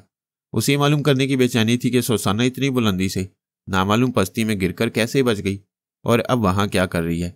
उसने फिर एक बार ख्याल खाने की परवाज की। परवाज करते ही झाग की तरह बैठ गया। तब मैंने कहा, कैनी पॉल आराम से बैठे रहो। सोसाना के पास जाना चाहोगे तो खोपड़ी के अंदर जलजले पैदा कर दूंगा। वह सहमकर खला में तकने लगा। उसे तनवीमी अमल याद आ गया था और वह अपने आमिल को दिमाग से निकाल देने की जुर्रत नहीं कर सकता था। उसने आजिजी से कहा, मुझे सोसाना के पास जाने दो और अगर मैं उसके मुतल्लिक सुपर मास्टर को सही रिपोर्ट नहीं दूंगा तो उसे शुबा होगा कि मैं किसी के ज़ेरे असर आ गया हूं और सुपर मास्टर के मंसूबों को अपने आमिल पर जाहिर कर रहा हूं। मैंने कहा, तुम अपने मास्टर को रिपोर्ट दे सकते हो कि सोसाना का दिमाग तारीकी में डूब गया है। इसके बावजूद दिमाग में जगह मिल रही है। वह जिंदगी और मौत के दरमियान है। मैं अभी आकर तुमसे बाकी बातें करूंगा। मैं उसे छोड़कर सोसाना के पास पहुंच गया। जब सोसाना ने फ्रांसीसी सफीर के पास पहुंचकर पारस से फोन पर गुफ्तगू की थी, तब पारस मेरे ही पास कॉटेज में था। उसने मुझे सोसाना के हालात बताए। मैंने कहा, फिक्र न करो, मैं उसके दिमाग में रहूंगा, लेकिन इससे पहले तुम्हें भी एहतियातन रूपोश रहना चाहिए। पारस ने कहा, मैं समझ रहा हूं। सुपर मास्टर को यकीन हो गया है कि मैं सोसाना की तरह जिब्रील को भी दोस्त बना लूंगा, लिहाजा वो मुझ पर कातिलाना हमले करा सकते हैं। तुम हुलिया बदल कर रूम जा सकते हो। सोसाना को तुम्हारी जरूरत है। मैं रवानगी की तैयारी करता हूं, आप मुझे उसके हालात बताते रहें। मैंने उस वक्त सोसाना के पास आकर देखा तो कितने ही दुश्मन हाथों में सिरिंजलियों से घेरने के लिए मुख्तलिफ गलियों से आ रहे थे। वो उनसे बचती हुई खंडरात में पहुंच गई थी। अंधे कुएं के पास लड़ाई के दौरान मैंने कितने ही सरिंज वालों से उसे बचाया, लेकिन उस वक्त मजबूर हो गया जब वो आहनी जाली को पकड़कर कुएं के अंदर लटक गई थी। दुश्मन तेजाब की पिचकारी छोड़ रहे थे। वह तेजाब से गलने और मरने वाली थी। ऐसे वक्त मेरे दिमाग में एक ही बात आई कि जो टाइम बॉम्ब के धमाके से नहीं मरी, टुकड़े होकर फिर जुड़ गई, हो सकता है अंधे कुएं में जाकर अपनी जान बचा ले। इस ख्याल के साथ ही मैंने आहनी जाली से उसकी गिरफ्त ढीली कर दी, उसे कुएं की गहरी पस्ती में पहुंचा दिया। मुझे यकीन था कि कैनी पॉल ऐसे वक्त फिर उसके दिमाग में जगह बनाने आएगा। जब मुझे इत्मीनान हो गया कि सोसाना गहराई में पहुंचकर भी सलामत है, तो मैं कैनी पॉल को वार्निंग देने गया। मेरा तनवीमी अमल उसके गले में हड्डी की तरह अटक गया था। ना मुझे उगल सकता था, ना निगल सकता था, और ना ही सुपर मास्टर को बता सकता था कि वो मेरा गुलाम बन चुका है। मैं कैनी पॉल का रास्ता रोककर फिर सोसाना के पास आया। वो दलदल में चल रही थी और कुएं की दीवारों को टटोल रही थी। गहरी तारीकी में कुछ नजर नहीं आ रहा था। दलदल में चलना मुमकिन नहीं होता। चूंकि कदमों तले सख्त जमीन थी, इसलिए वो गैर मामूली कुव्वत के बल पर दलदल को चीरती हुई घूम घूम कर दीवार को टटोलती जा रही थी। एक जगह दीवार की एक ईंट ढीली थी। वो उस पर से हाथ फेरती हुई आगे बढ़ना चाहती थी। मैंने उसे रोक दिया। उसकी सोच में कहा, ये ईंट ढीली क्यों है? इसे बाहर निकाल कर आजमाना चाहिए, कोई खातिरख्वाह नतीजा हासिल हो सकता है। इस ख्याल के तहत उसने ईंट को जरा हिलाया, फिर जोर लगाकर उसे अपनी तरफ खींच लिया। ईंट दीवार से निकलकर हाथ में आ गई। मैंने उसकी सोच में कहा, इस ईंट की जगह हाथ डालकर देखना चाहिए। उसने खला में हाथ डाला। एक आहनी कल पर हाथ पड़ा। वो उसे दाएं बाएं घुमाने लगी। कोई नतीजा ना निकला। लेकिन उस आहनी कल का कोई मकसद तो होगा। उस तारीखी अंधे कुएं की गहराई में कौन वहां पहुंचा था? किसने वो आहनी कल वहां लगाई थी? आज के तरक्की याफ्ता साइंसी दौर में तारीखी इमारतें, उन इमारतों के तय खाने और अंधे कुएं पुरस्कार नहीं रहे। आसार कदीमा के माहिरीन को हुकूमत के वसी ज़राए वहां तक पहुंचा देती हैं। जिन ममालिक में ज़राए महदूद होते हैं, वहां के स्मगलर और दूसरे जुराइम पेशा अफराद उन ज़ेरे ज़मीन हिस्सों में पहुंच जाती हैं। सोसाना ने उस आहनी कल को पूरी कुव्वत से अपनी तरफ खींचा तो हल्की सी सरसराहट की आवाज़ आई। कोई चीज़ एक जगह से दूसरी जगह सिरक रही थी। वह दोनों हाथ फैलाकर दीवार को टटोलने लगी। एक जगह खला महसूस हुआ। गहरी तारीकी में आंखें काम नहीं कर रही थी, हाथ रहनुमाई कर रहे थे। वो खला इतना बड़ा था जिसमें से वो गुजर सकती थी। उसने संभल कर वहां कदम रखा। एक अंधी की तरह दोनों हाथ बढ़ाकर आगे जाने लगी। आगे कोई रुकावट नहीं थी, मगर कोई मुसीबत पेश आ सकती थी। वह चलते चलते रुक गई। फिर वही सरसराहट की आवाज़ सुनाई दी। उसने पीछे घूमकर अंदाजा लगाया कि अंधे कुएं की जो दीवार सिरक गई थी, वो फिर सरसराहट के साथ बराबर हो गई है। वह कुएं के दायरे से निकलकर किसी ज़ेर-ए-ज़मीं हिस्से में आ गई थी। उसका अंदाजा गलत नहीं था। आंखों को अंधा कर देने वाले अंधेरे में किसी ने गहरी सरगोशी में पूछा, कौन हो तुम? वो खामोश रही। आवाज़ की सिमत का अंदाजा करने लगी। चूंकि सरगोशी दूर तक गूंजती गई थी, इसलिए अंदाजा न हो सका कि बोलने वाला कहाँ है। फिर वही धीमी सी आवाज़ आई, जवाब दो, कौन हो? सोसाना ने पूछा, तुम कौन हो? मैं कहाँ पहुंच गई हूँ? जहां भी हो, तुम्हें बाहर जाने का कोई रास्ता नहीं मिलेगा। जब मैं आने का रास्ता बना लेती हूँ तो जाने का रास्ता भी निकाल लेती हूँ। हम हैरान हैं कि तुम कुएं की बुलंदी से गिरकर भी सलामत हो और बड़ी दलेरी से चहक रही हो। मेरा ख्याल है तुम लोग मुझे देखना पसंद करोगे। बेशक तुम्हें देखेंगे। आज तक हमने यहाँ आने वालों की लाशें देखी हैं, तुम्हारी भी लाश देखेंगे, क्योंकि हम किसी को अपनी सूरत नहीं दिखाते हैं। मेरी लाश देखने के लिए मुझे मारना होगा। मारने के लिए रोशनी की जरूरत होगी। क्या मेरी आवाज़ की सिमत गोली चलाओगे? उसी लम्हे खटाक की आवाज़ के साथ एक गोली आकर उसके जिस्म में व्यवस्थ हो गई। साइलेंसर लगा हुआ रिवॉल्वर इस्तेमाल किया गया था। किसी ने हंसते हुए कहा, मैं अंधेरे में आवाज़ की सिमत का सही निशाना लगाता हूँ। आज तक मेरा निशाना खता नहीं हुआ। अफसोस, तुम अंधे कुएं से तो बच गई, अंधी मौत से ना बच सकी। थोड़ी देर तक खामोशी रही। फिर उसी आवाज़ ने किसी को हुक्म दिया, लाइट ऑन करो।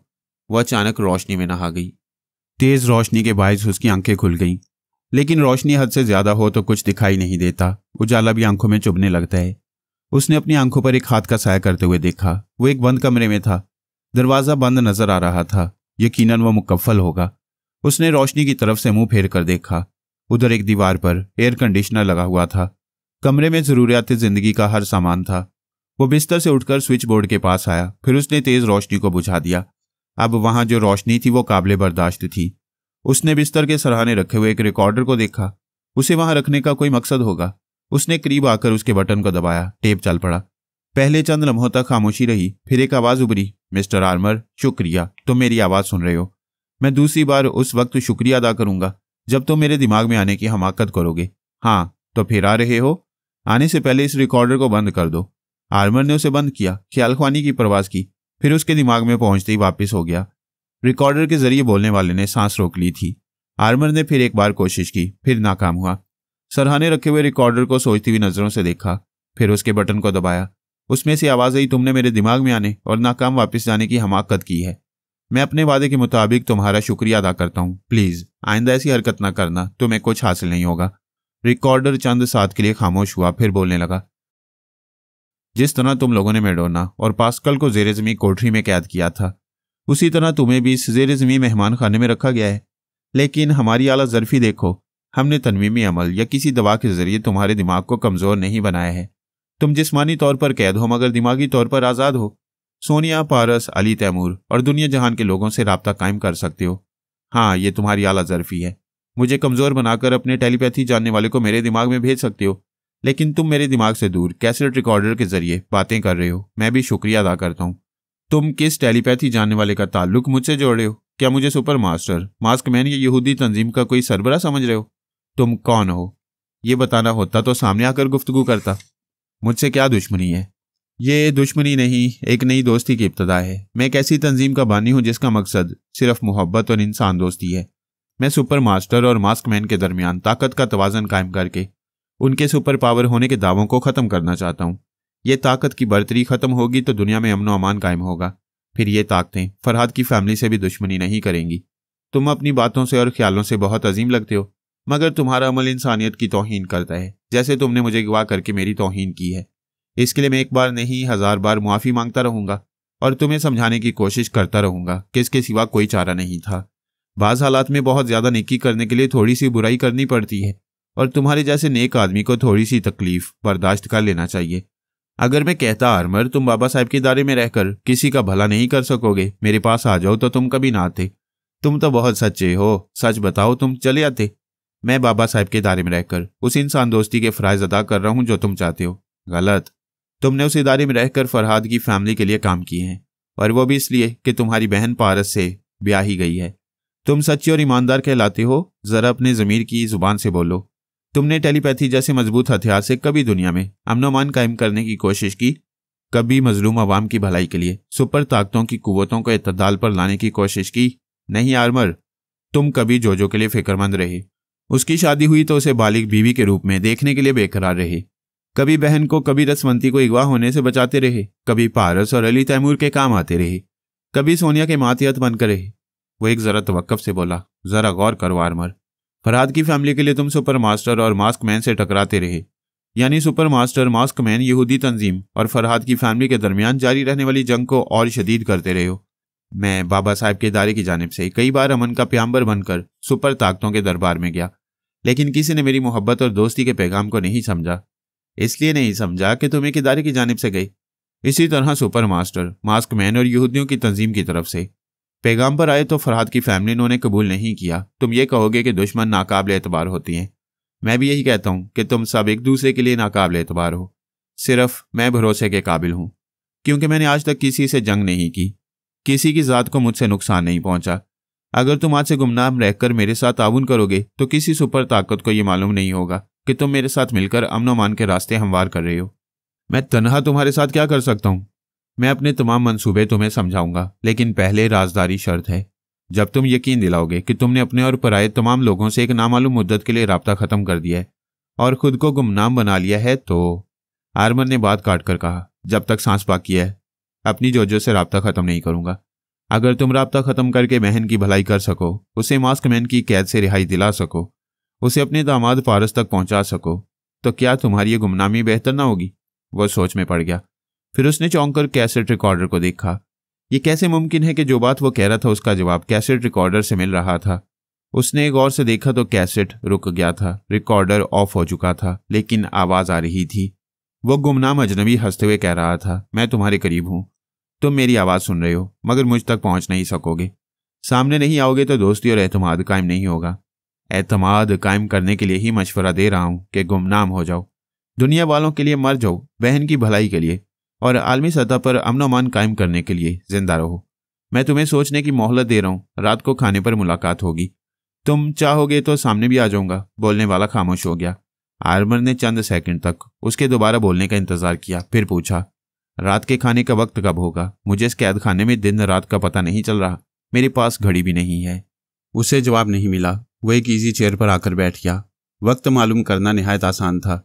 किसी भी शनासा का दिमाग उसे वक्त और दिन रात का हिसाब बता देता, लेकिन वो सोच में पड़ गया। उसे ख्याल ख्वानी करनी चाहिए या नहीं। अगर वह फरहाद की फैमिली के किसी मेंबर से राब्ता कायम करेगा तो फिर गुमनाम या गुमशुदा नहीं रहेगा। और इस अजनबी का मशवरा संजीदगी से सोचने पर मजबूर कर रहा था कि उसे अपनों के लिए मर जाना चाहिए, अपनी बहन और आलमी अमन के लिए जिंदा रहना चाहिए। अजनबी की इस बात में वजन था कि उसने बाबा साहब के इदारे में रहकर दुनिया वालों को सुपर ताकतों के हथकंडों से निजात नहीं दिलाई, उनकी बर्तरी को एतदाल पर लाने के लिए कोई काबिल जिक्र कारनामा अंजाम नहीं दिया। अगर वह गुमनाम रहकर ऐसे कारनामे अंजाम दे सकता है और जोजो को पारस के पास पहुंचा सकता है तो उसे टेलीपैथी के इल्म को इसी मस्बत तरीके से काम में लाना चाहिए। वह इस सिलसिले में हर पहलू पर गौर करने लगा। पहला अहम सवाल यह था कि सुपर ताकतों की बर्तरी को खत्म करने का अज़म करने वाला अजनबी खुद कितना ताकतवर है, कितनी जहानत का हामिल है और कितने अहम जराए का मालिक है। सुपर ताकतों के इतदाल पर लाने का तरीक़ेकार क्या होगा। उस अजनबी के तंजीम में और कितने काबिल और गैर मामूली सलाहियतों के आदमी मौजूद हैं। उसने जितने भी मंसूबे बनाए हैं वो काबिल अमल हैं भी या नहीं। और एक अंदेशे की बात यह थी कि यह सुपर मास्टर या मास्क मैन की चाल भी हो सकती थी। वह पुरस्रार अजनबी बनकर उसे नेक काम कराने के बहाने गलत काम ले सकते थे।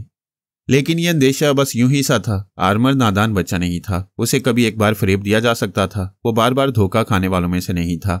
आइंदा चंद घंटों या चंद दिनों में वह पुरस्रार अजनबी को किसी हद तक समझने वाला था। फिलहाल अजनबी के अज़ाइम नेक थे, उसे आजमाया जा सकता था। जब तक वह अगवाशुदा रहता, सोनिया, पारस और अली तैमूर वगैरह उसे यहां से ना ले जाते, तब तक वह गुमनाम रहकर अजनबी के तरीक़ेकार पर चलने के तजुर्बात और उनके नताइज हासिल कर सकता था। वो ख्याल ख्वानी की परवाज करता हुआ अजनबी के पास गया। उसने सांस रोक ली। चंद सेकंड के बाद उस कमरे में आवाज़ सुनाई दी, आर्मर खैरियत तो है, तो मेरे पास क्यों आए थे।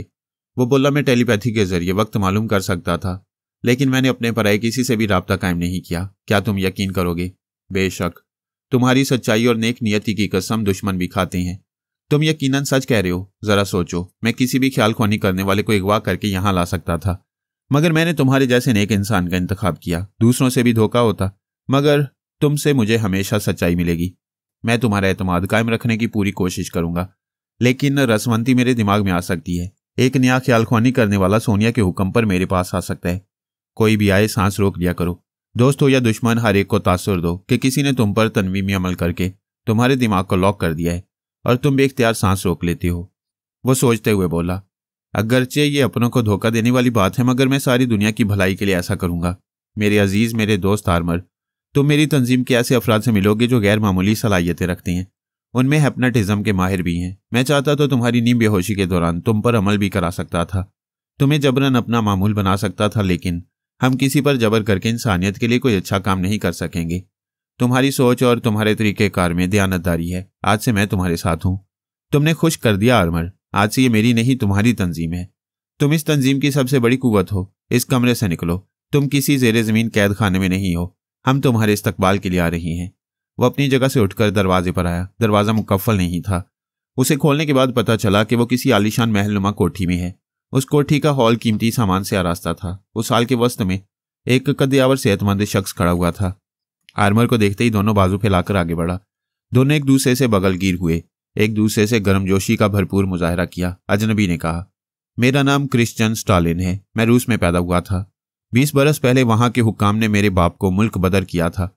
हमने मगरबी जर्मनी में रिहाइश इख्तियार की। तब से यही हैं। तुम भी इस वक्त फ्रैंकफर्ट में हो। शुक्रिया स्टालिन, तुमने यहाँ के दरवाजे खोल दिए। मुझे बता दिया कि मैं फ्रैंकफर्ट में हूँ। बड़ी आसानी से पेरिस जा सकता हूँ। मेरे दिमाग के दरवाजे भी खुले रखे।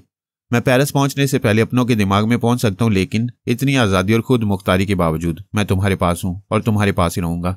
Thanks a lot. मेरे साथ आओ और अपने चंद खास नए दोस्तों से मिलो। स्टालिन उसके बाजू में बाजू डालकर उसे एक तरफ ले जाने लगा। वो बहुत बड़े हॉल से गुजरकर दूसरे बड़े कमरे में पहुंचे। वहां 2 औरतें और 4 मर्द थे। स्टालिन ने उनका तारुफ करवाया। उनमें से एक लड़की का नाम करीना कारमन था। उसने जबरदस्त सुराग रसानी की ट्रेनिंग हासिल की थी। उसमें और बहुत सी खूबियां थी जो उसके फ़राइज़ की अदायगी के दौरान जाहिर हो सकती थी। दूसरी औरत का नाम जोजा रोनाल्ड था। वो जुराइम पेशा अफराद के मुतल्लिक हैरत अंगेज मालूमात रखती थी और उनसे निमटने के बड़े दिलचस्प नुस्खे जानती थी। एक शख्स को बोल्ड मास्टर कहते थे। वह हिप्नोटिज्म का माहिर था। दूसरा शख्स जान जोखिम में डालकर खतरात से गुजरने वाला एक जबरदस्त फाइटर था। बाकी 2 शख्स माहिर सियासतदान और प्लान मेकर्स थे। उन सब ने आर्मर से मोहब्बत और गर्मजोशी का मुजाहरा किया। उसे यकीन दिलाया कि उसके लिए अपने दिमाग के दरवाजे खुले रखेंगे। वह जब चाहे उनके चोर ख्यालात पढ़ सकता है, स्टालिन ने कहा। और इस लम्हे से मैंने भी आर्मर के लिए दिमाग को आज़ाद छोड़ दिया है। हमारे दरमियान कोई पर्दा, कोई भेद नहीं रहेगा।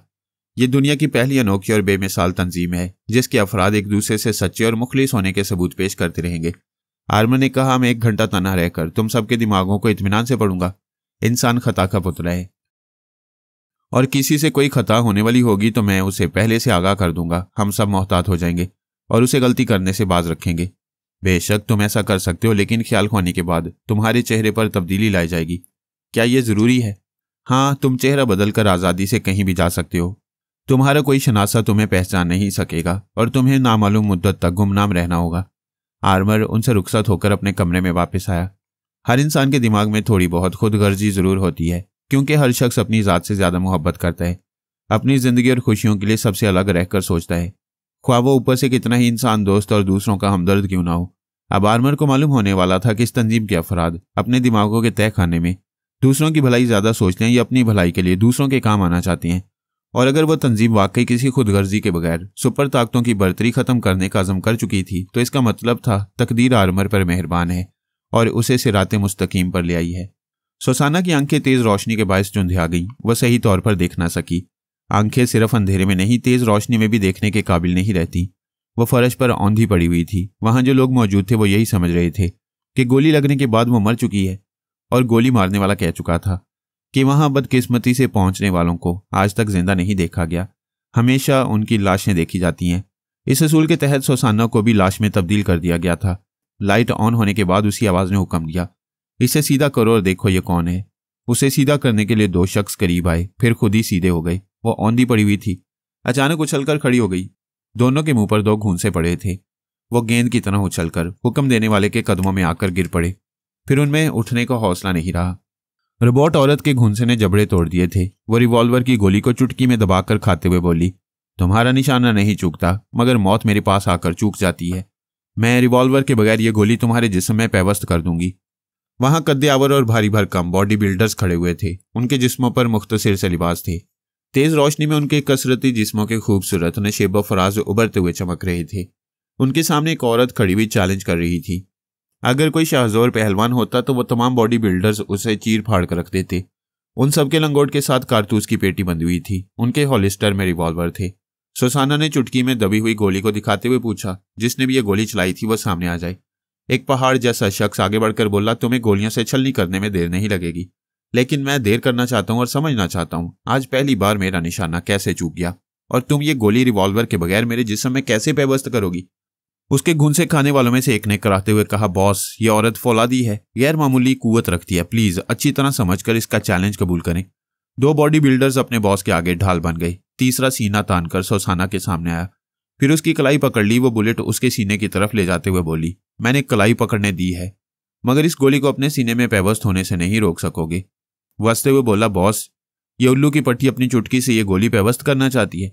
वो कहके लगाने लगा, फिर अचानक उसके कहके रुक गई। वो उसके बढ़ते हुए हाथ को रोकने में नाकाम हो रहा था। उसे अपनी पूरी कुव्वत से रोक रहा था। जब उसे यकीन हो गया कि वो भारी पड़ रही है और एक औरत के मुकाबले में इंसल्ट होने वाली है तो उसने दूसरे हाथ से उसके मुंह पर घूंसा मार दिया। वह जूं की तूं खड़ी हुई थी। यह हैरानी की बात थी कि जबरदस्त घूंसे का असर नहीं हुआ। उसने दूसरा घूंसा मारना चाहा। इससे पहले ही सुसाना ने बुलेट के अगले सिरे को उसके सीने पर रखकर अंगूठे से दबा दिया। उस रोबोट औरत के अंगूठे में बला की कुव्वत होगी जो कम अज कम इंसानी कुव्वत नहीं कहला सकती। वह बुलेट बॉडी बिल्डर के चट्टानी सीने की जिल्द और गोश्त में चुभता हुआ अपना रास्ता बनाता हुआ अंदर चला गया था। उसके हलक से कराह निकली। सुसाना ने इस पर ही बस नहीं किया, बुलेट के साथ अपने अंगूठे को भी सीने के अंदर दूर तक ले गई। वह तड़पकर वहां से पलटना चाहता था, लेकिन बचाव का वक्त गुजर चुका था। पलटने से पहले ही वो लड़खड़ा कर गिर पड़ा। पहले तो सभी मुतमईन थे कि वो एक औरत को भी चुटकी में मसल देगा, मगर उसके सीने से बहते हुए लहू को देखकर पता चला कि वो रोबोट औरत कुछ कर गुजरी है। वो खाली हाथ दिखाते हुए बोली, तुम्हारी रिवॉल्वर से चलाई हुई गोली इसके जिस्म में पैवस्त हो चुकी है। बॉस गुस्से से पागल हो गया। गरजता हुआ उछलता हुआ उसके मुकाबले आया, फिर उस पर ताबड़तोड़ हमले करने लगा। कभी घुंसा, कभी लातें, कभी जूडो, कभी कराटे। वो थोड़ी देर तक आराम से मार खाती रही, फिर एक उल्टा हाथ मुंह पर सीध किया तो वो चकरा सा गया। आंखों के सामने अंधेरा छाने लगा। दूसरा हाथ पड़ते ही वो लड़खड़ा कर गिर पड़ा। फिर तो सभी गरजने बरसने लगे। वो भी जवाबन बरस रही थी। उसका एक एक हमला लहू उछाल देता था। उनके हमलों से सुसाना को जख्म लगते थे, मगर देखते ही देखते भर जाते थे। ये सूरत हाल देखकर कितने ही बॉडी बिल्डर ने रिवॉल्वर निकाल लिए। उनमें साइलेंसर लगाने लगे ताकि मुसलसल फायरिंग की आवाजें अंडरग्राउंड से गूंजती हुई ऊपर न जाएं। सुसाना ने किसी को साइलेंसर लगाने का मौका नहीं दिया। एक ठोकर में रिवॉल्वर को उड़ा दिया, किसी हमलावर को खींचकर ढाल बना लिया, किसी को उठाकर फायर करने वाले पर फेंक दिया, किसी से रिवॉल्वर छीनकर दुश्मनों को बेमौत मरने या भागने पर मजबूर कर दिया। भागने वालों की 2-4 गोलियां उसके जिस्म में लगीं, जिन्हें उसने आसानी से निकाल कर फेंक दिया। ये देखते उसके हाथों से रिवॉल्वर गिर पड़े। एक ने कहा, यह इंसान नहीं, कोई बला है। दूसरे ने पूछा, तुम क्या मुसीबत हो, आखिर क्या चीज हो? वो बोली, मुझे भी तुम लोगों की तरह लाशें देखने का शौक है। भागते क्यों हो? आओ मैं तुम्हारी लाश देखूंगी। बॉस ने हाथ उठाकर कहा, रुक जाओ, मैं हुक्म देता हूं, तुम सब अपने हथियार मोजेस लेडी के सामने फेंक दो। जो बॉडी बिल्डर छुप रहे थे वो सामने आकर हथियार फेंकने लगे। बॉस ने कहा, मोहतरम लेडी, तुमने खुद को मनवा लिया है, तुम हमारी दोस्त हो, आओ दोस्ताना मुसाफिया करो। उसने मुसाफे के लिए हाथ बढ़ाया। वो हकारत से बोली, मैं हथियार डालने वाले बुज़दिलों से मुसाफिया नहीं करती और कमतर लोगों की दोस्ती कबूल नहीं करती। यहां तुम्हारे बॉस बनकर रहने की खास वजूहात होंगी। मुझे बताओ, तुम बॉस क्यों कहलाते हो? वो बोला, मैं यहां सबसे ज्यादा ताकतवर हूं। हो नहीं थे, तुम्हारे मुकाबले पर मैंने खुद को मनवाया है। थोड़ी देर पहले बॉस को मर जाना चाहिए। बोलो, इसे कौन गोली मारेगा? वो सब अपने बॉस को तकने लगे। बॉस गुस्से से बोला, ये क्या बकवास है? मैं अंडरवर्ल्ड का हुक्मरान हूं, यहां मेरी हुकूमत है। वो बोली, अब यहां मेरी हुकूमत है। अपनी साहब का पोजीशन बहाल करने के लिए मुझे कत्ल करना होगा। मैं तुम्हें मौका देती हूं, अपने बचाव की कोई सूरत निकालो। फिर वह दूसरों को मुखातिब करके बोली, मुझे यहां हुकूमत करने का शौक नहीं है, लेकिन मैं दुश्मनों को मुआफ नहीं करती। लिहाजा तुम में से कोई इसे मार डाले, जो इनकार करेगा उसे मैं मार डालूंगी। बॉस ने देखा, उसके कहते ही मातियत अपनी अपनी गन्नों का रुख उसकी तरफ कर रहे थे। वो अपने बचाव के लिए इधर उधर जाते हुए बोला, तुम लोगों का दिमाग चल गया है। इस औरत से खुद को बचाने के लिए अपने आका को मारना चाहते हो। यह क्यों भूलते हो कि अंडरवर्ल्ड का मैं तन्हा हुक्मरान नहीं हूं। मेरे अलावा 7 शैतान हैं जो इस ज़ेरे ज़मीन दुनिया के खतरनाक आका हैं। वो इस औरत के साथ तुम्हें भी जहन्नुम में पहुंचा देंगे। वो शशोपंज में पड़ गए। सुसाना ने कहा, इसका मतलब है मुझे यहां से निकलकर अपनी दुनिया में जाने के लिए 7 शैतानों से मुकाबला करना होगा। बाय द वे, मैं लड़ाई झगड़े में वक्त ज़ाया नहीं करना चाहती। मैं तुम्हारी जान भी बख्श दूंगी, मुझे यहां से जाने दो। मेरी जान तुम्हारे हाथ में है, तुम मुझे छोड़ भी सकती हो, मार भी सकती हो। अगर सुलह सफाई चाहती हो तो तुम्हें मेरे साथ पार्टनर से मिलना होगा। हमारी ये दुनिया इतनी पोशीदा और पुरस्कार है कि आज तक हमारे मातहतों के सिवा कोई यहां तक नहीं पहुंच सका। तुम पहली औरत हो जो यहां पहुंचकर अभी तक जिंदा हो। आओ मेरे साथ। वो उसके साथ एक तरफ जाने लगी। उस बड़े से तहखाने में कई राहदारियां थीं जो मुख्तलिफ सिमत जाती थीं। बॉस ने एक राहदारी से गुजरते हुए पूछा, तुम कौन हो? क्या किसी तंजीम से ताल्लुक रखती हो? यह सवाल हम कई बार एक दूसरे से कर चुके हैं कि तुम कौन हो और तुम कौन हो। मेरा ताल्लुक एक ही तंजीम से है और वो है मोहब्बत की तंजीम, और उस मोहब्बत का नाम है जिब्रील ग्रांट। ये जिब्रील ग्रांट कौन है? मेरा महबूब है। वो क्या करता है? मुझसे मोहब्बत करता है। मेरा मतलब है क्या काम करता है, किस शोबे से ताल्लुक रखता है, कहाँ रहता है? मेरे दिल में रहता है, इश्क के शोबे से ताल्लुक रखता है, काम बहुत करता है। दिन रात उठते बैठते, खाते पीते और सोते जागते मुझसे मोहब्बत करता है। मोहब्बत से पेट नहीं भरता, तन को सेहत और कपड़े नसीब नहीं होते, और तुम्हारी जैसी औरत को मन भर खुराक खिलाने के लिए जिब्रील को गैर कानूनी काम करने पड़ते होंगे। वह मुख्तलिफ राहदारियों से गुजरते हुए एक बड़े हॉल में पहुंचे। वहां आराम और साइश का हर सामान मौजूद था, मगर छत और दीवारें पथरीली थीं, जैसे उन्हें खोद कर और तराश कर यह रिहायशी हिस्सा बनाया गया हो। वो गोल घूमती हुई इस जगह को देख रही थी। उसी वक्त गिड़गिड़ाहट की आवाज़ सुनाई दी। यह आवाज़ छत की तरफ से आई थी। उसने सर उठाकर देखा। देखने के बाद संभलने का मौका नहीं मिला। एक बहुत बड़ा हनी पिंजरा ऊपर से आया और उसके चारों तरफ फर्श पर ठहर गया। वो कैद हो गई। उसके साथ ही बॉस भी कैदी बन गया। वो बोली, अच्छा तो ये मुझे अपने पार्टनर से मिला रहे हो? बॉस ने कहा, मुझे गलत ना समझो, मेरे पार्टनर तुम्हें अभी तक खतरनाक दुश्मन समझ रहे हैं। मैं अभी उन्हें समझाता हूँ।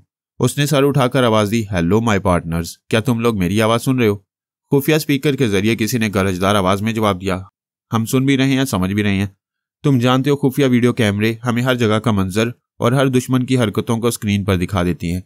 दूसरे 2 पार्टनर्स की आवाज़ आई, इस औरत से मार खाने के बाद अब तुम पार्टनर नहीं रहे, तुम्हें मर जाना चाहिए। उसने परेशान होकर पूछा, यह क्या बकवास है? बकवास नहीं, हालात का तकाजा है। यह हमारा तुम्हारा अपनाया हुआ कानून है कि ज़ेरे ज़मीन दुनिया का कोई भी अदना या आला शख्स बैरूनी दुनिया के किसी दुश्मन की नज़र में आ जाए और दुश्मन के बच निकलने का अंदेशा हो तो नज़रों में आने वाले अपने आदमी को गोली मार दी जाए। चौथे पार्टनर की आवाज़ आई, इस औरत की नज़रों में जितने मातियत आ गए थे और जिन्होंने हथियार फेंके थे वो अभी अभी मारे जा चुके हैं, सिर्फ तुम बाकी हो। नहीं, ये मेरे साथ सरासर धोखा है। तुम लोग मुझे मारकर मेरे हिस्से की दौलत हड़प करना चाहते हो। 5वें पार्टनर की आवाज़ आई, फजूल चीख रहे हो? वो देखो, एक अंधी गोली तुम्हारी तरफ आ रही है। बॉस उछलकर सोसाना के पास आया। वो उसके पीछे छुपते हुए बोला, तुम पर गोलियां सा नहीं करती, मेरे लिए ढाल बन जाओ। लेकिन दुश्मन चारों तरफ छुपे हुए थे। गोली पीछे से आकर लगी। वह चीख मारकर फर्श पर गिरा, फिर पट से मर गया। चंद लम्हों के बाद खामोशी छा गई। सोसाना ने चारों तरफ घूमकर देखा। गोली मारने वाला नजर नहीं आ रहा था। फिर आवाज आई, हम स्क्रीन पर तुम्हें देखते आ रहे हैं, तुम पर गोलियां सा नहीं करती हैं। यकीनन तुम्हें तिब्ब और साइंस का मुश्तरका शाहकार बनाया गया है। पता नहीं तुम पर कितने डॉलर खर्च किए गए होंगे, मगर अफसोस हम तुम्हें जिंदा नहीं छोड़ेंगे। यहाँ किसी भी अजनबी को जिंदा रहने या वापस जाने की इजाजत नहीं दी जाती। वो बोली, जब ये यकीन है कि मुझे जिंदा नहीं छोड़ोगे, मैं मर जाऊंगी, तो फिर सामने आकर बात करो। हम यहाँ बिन बुलाए मेहमानों को पहले लाशों में तब्दील करते हैं, फिर उनके सामने आते हैं। वह पिंजरे की मोटी सलाखों की तरफ बढ़ते हुए बोली, ऐसी बात है तो छुपने की कोशिश करते रहो, मैं इन सलाखों को तोड़कर आ रही हूँ। उसने करीब आकर जैसे ही सलाखों को थामना चाहा, एक जबरदस्त बिजली का झटका लगा। वाहनी सलाखों से चिपक गई थी और तकलीफ की शिद्दत से चीखें मार रही थी। मैं जो उसके जरिए 5 पार्टनरों की आवाजें सुन चुका था, उनमें से एक के दिमाग में पहुंचकर मालूम कर रहा था। वो उस वक्त तक बिजली का स्विच ऑफ न करता जब तक वो मर न जाती या कमजोरी की इंतहा को न पहुंच जाती। मैंने उसे बेख्तियार स्विच ऑफ करने पर मजबूर किया। फिर सोसाना के दिमाग में आकर उसे पिंजरे की आहनी सलाखों के पास से हटाया। वह जरा दूर फर्श पर गिर पड़ी। कमजोरी के बायस मुझे आर्मर की हैसियत से अपने दिमाग में महसूस नहीं कर रही थी। मैंने उसे मुखातिब किया, सोसाना मैं आर्मर हूँ, armour with love and friendship from Paras. वो कोड वर्ड्स सुनकर बोली, शुक्रिया आर्मर, तुम अच्छे वक्त पर आए हो। मेरी तवानाई बहाल होने तक दुश्मनों को संभाल लो, उनकी फिक्र न करो, खुद को संभालो। मैं उनसे निमट कर आता हूँ, अब ये पिंजरा यहाँ से हटा दूंगा। मैं फिर उस पार्टनर के दिमाग में पहुंच गया। उससे कुछ फासले पर बैठा हुआ दूसरा पार्टनर पूछ रहा था, तुमने स्विच क्यों ऑफ किया? अभी वो औरत स्क्रीन पर जिंदा नजर आ रही है। पता नहीं क्या बात हो गई थी, मैंने बेख्तियार ऑफ कर दिया था। तीसरा पार्टनर उस आहनी कल के पास खड़ा हुआ था, जिसके जरिए आहनी पिंजरे को ऊपर से नीचे और नीचे से ऊपर लाया जा सकता था। उस पार्टनर ने पूछा, क्या तुम ये कहना चाहते हो कि तुमने बेख्तियार होकर इस औरत को मौत से बचाया है? तुम्हारा दिमाग तुम्हारे काबू में नहीं है? हाँ, उस वक्त मेरा दिमाग बेकाबू हो गया था। तुम ये कह रहे हो कि यहाँ दिमाग को बेकाबू करने वाला, यानी टेलीपैथी जानने वाला मौजूद है? तीसरे पार्टनर ने यह बात कहते ही कल को दबाया। मैंने फौरन ही सोसाना के पास आकर देखा, पिंजरा ऊपर उठ गया था और वो छलांग लगाकर पिंजरे की हदूद से दूर चली आई थी। मैं फिर तीसरे पार्टनर के पास आया। दूसरे साथियों से कह रहे थे कि अब तुम्हारा दिमाग बेकाबू हो गया है, ये तुमने क्या किया? उधर स्क्रीन पर देखो, पिंजरा उठ गया है, वो आज़ाद हो गई है। फर्स्ट पार्टनर ने कहा, दोस्तों ये औरत सिर्फ साइंसी करिश्मे का नतीजा नहीं है, शायद टेलीपैथी भी जानती है या कोई ख्यालख्वानी करने वाला उसकी पुश्त पर है। सेकंड पार्टनर ने कहा, वो देखो, वो उस कॉरिडोर से गुजर रही है जिसके एक सिरे पर दलदल है। उस दलदल में गिरेगी तो जिंदा नहीं रहेगी। अब हम देखेंगे कि वो टेलीपैथी के जरिए कैसे बचेगी। मैं उसके चोर ख्यालात पढ़ रहा था। सोसाना के पास आकर बोला, आगे दलदल है, अपने दाएं तरफ देखो, एक इंसानी खोपड़ी नजर आएगी। उसने देखा, एक कदम आगे वो खोपड़ी नजर आ रही थी। उसने कहा, इस खोपड़ी की दोनों आंखों में। मैंने कहा, इस खोपड़ी की दोनों आंखों में अपनी 2 उंगलियां डालो। अंदर 2 बटन है, एक के दबने से एक खुफिया दरवाजा खुलेगा, तुम उसमें दाखिल होकर चलती रहना, मैं अभी आता हूं। उसने मेरी हदायत पर अमल किया। खोपड़ी की आंखों में 2 उंगलियां डालकर अंदरूनी बटनों को दबाया तो करीब ही पथरीली दीवार एक तरफ से रखने लगी। मैंने पार्टनर्स के करीब पहुंचकर देखा, उनमें से एक कह रहा था, उसे खुफिया दरवाजे का इल्म कैसे हो गया? दूसरे ने कहा, वो अंदर आ गई, हमारी तरफ आ रही है। सबके सब मोहतात होकर खड़े हो गए थे। एक ने कहा, हमारे कमरे का दरवाजा मखसूस नंबरों से खुलता है और वो मखसूस नंबर नहीं जानती है। दूसरे ने झिल्लाकर कहा, अकल से समझने की कोशिश करो, कोई टेलीपैथी जानने वाला हमारे दिमागों में आ रहा है और उस औरत की रहनुमाई कर रहा है जिसे दलदल में जाकर गिरना चाहिए था, जिसे पिंजरे में बिजली के झटकों से मर जाना चाहिए था, वो हमारी मौत बनकर आ रही है। वो दरवाजे तक पहुंच गई, उन्हें स्क्रीन पर नजर आ रही थी और अब दरवाजे के लॉक पर झुकी हुई मखसूस नंबरों को तरतीब दे रही थी। एक ने तकरीबन चीखते हुए कहा, वो दरवाजा खोल रही है। दूसरे ने कहा, वो टेलीपैथी जानने वाला हमारे दिमाग से नंबर मालूम करके उसे बता चुका है। उसकी बात खत्म होते ही दरवाजा खुल गया। वह सामने तनकर खड़ी हुई थी और कह रही थी, लो मैं आ गई, मुझे मार डालने का कोई और तरीका रह गया है तो उसे भी आजमा लो। एक ने जल्दी से कहा, मौजूद लेडी, इस लम्हे से हमारी दुश्मनी खत्म हो चुकी है। वो बोली, क्योंकि इस लम्हे से मौत तुम्हारे सर पर खड़ी है। यकीन करो, हम सिर्फ मौत के डर से नहीं, तुम्हारी सलाहियतों के भी कायल होकर तुमसे दोस्ती करना चाहती हैं। मुझे तुम्हारी दोस्ती से क्या फायदा पहुंचेगा? सबसे पहले तो ये कि जेर ज़मीं की भूल भलाइयों से निकलकर ऊपर अपनी दुनिया में जाने का मौका मिलेगा। मेरा टेलीपैथी जानने वाला साथी मुझे यहां से बाहर ले जाएगा। तुम्हारा साथी हमारी सच्चाई को समझ सकता है, हम उसे अपने दिमाग में आने की दावत देते हैं। वो हंसते हुए बोली, जहां वो पहले ही घर बना चुका है वहां आने की दावत दे रहे हो? तो फिर अपने साथी से पूछो, हम तुम्हारे वफादार बनना चाहते हैं या नहीं। वो बोली, तुम 7 पार्टनर्स हो मगर यहाँ 5 हैं, बाकी 2 कहाँ हैं? वो सब दाएं बाएं आगे पीछे देखने लगे। एक ने पूछा, वाकई ये मिस्टर विल्सन और मिस्टर रंगा मूसा कहाँ हैं? दूसरे ने कहा, वो हमें गाफिल पाकर चोर दरवाजे से निकल गई हैं। तुम सब पार्टनर की हैसियत से यहाँ के चोर दरवाजों और खुफिया मैकेनिज्म को जानते हो। आखिर वो दोनों कहाँ जाकर छुप सकती हैं? एक ने खुफिया मैकेनिज्म से एक चोर दरवाजे को खोलकर कहा, वो दोनों इस रास्ते से गई हैं, तुम हमारे साथ आओ। वो उनके साथ चोर दरवाजे से गुजरकर एक तरफ जाने लगी। उसने कहा, हम 7 पार्टनर्स के 7 खुफिया कमरे हैं। एक पार्टनर दूसरे पार्टनर के कमरे में कभी नहीं जाता और किसी पार्टनर के दरवाजे को खोलने के मखसूस नंबर नहीं जानता। सुसाना ने उनके दरमियान चलते हुए कहा, मैं नंबरों की मोहताज नहीं हूं। दरवाजा तोड़कर उनकी शारक तक पहुंच जाऊंगी, फिर भी उन्हें पा नहीं सकोगी। दूसरे ने कहा, हम में से हर एक का कमरा दरअसल बाहर आने जाने का रास्ता भी है। नागहानी उफ्ताद पड़ने पर हम अपने कमरों में बंद हो जाती हैं और वहीं से बाहर भी चले जाते हैं। वो बातें करते हुए एक दरवाजे पर आई। मैंने कहा, सुसाना, ये उनके पार्टनर रांगा मूसा का कमरा है। मैं मखसूस नंबर नहीं बता सकूंगा।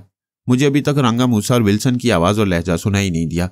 मैं उनके दिमागों तक नहीं पहुंच सकूंगा। वो बोली, कोई बात नहीं, मैं दरवाज़ा तोड़ रही हूँ। अब कोई भी कदम सोच समझ कर उठाओ। वो दोनों फरार होने वाले हमारी लाइलमी में कोई भी चाल चल सकती है। मेरी बातों के दौरान उसने दरवाजे पर एक जोर की लात मारी। वो लोहे का दरवाजा था। पहली बार लरस कर रह गया। दूसरी लात पड़ने पर चौखड़ के पत्थरों से मिट्टी गिरने लगी। वो पैंतरे बदल बदल कर घूम घूम कर किक मार रही थी। मजीद 2-4 लातों में चौखट पथरीली दीवारों से अलग होकर गिर पड़ी। कमरे में जाने का रास्ता मिल गया। वह सब सहमे हुए उसे देख रहे थे। वो बोली, कमरे में चलो, मुझे बताओ यहाँ से बाहर जाने का रास्ता कहाँ है। वो एक एक करके कमरे में आए। चारों तरफ घूमकर खुफिया दरवाजा तलाश करने लगे। एक ने कहा, वो यहाँ से बैरूनी दुनिया में चले गए हैं। मोअज़्ज़ज़ लेडी, तुम हमारे कमरों के चोर दरवाजों से बाहर जा सकती हो। वो कमरे में आकर बोली, वो बैरूनी दुनिया में कहाँ रहते हैं? तुम लोग एक दूसरे का पता जरूर जानते होगे।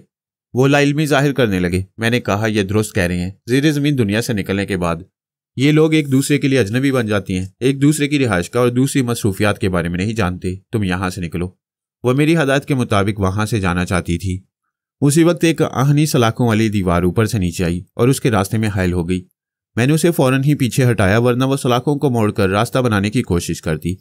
मैंने एक पार्टनर को वहां पहुंचाया तो आहनी सलाखों से चिपक कर चीखने लगा। उसे बिजली के झटके लग रहे थे। कोई आधे मिनट में ही वो बेजान होकर फर्श पर गिर पड़ा। एक ने कहा, रांगा मूसा ने हमारा रास्ता रोक दिया है।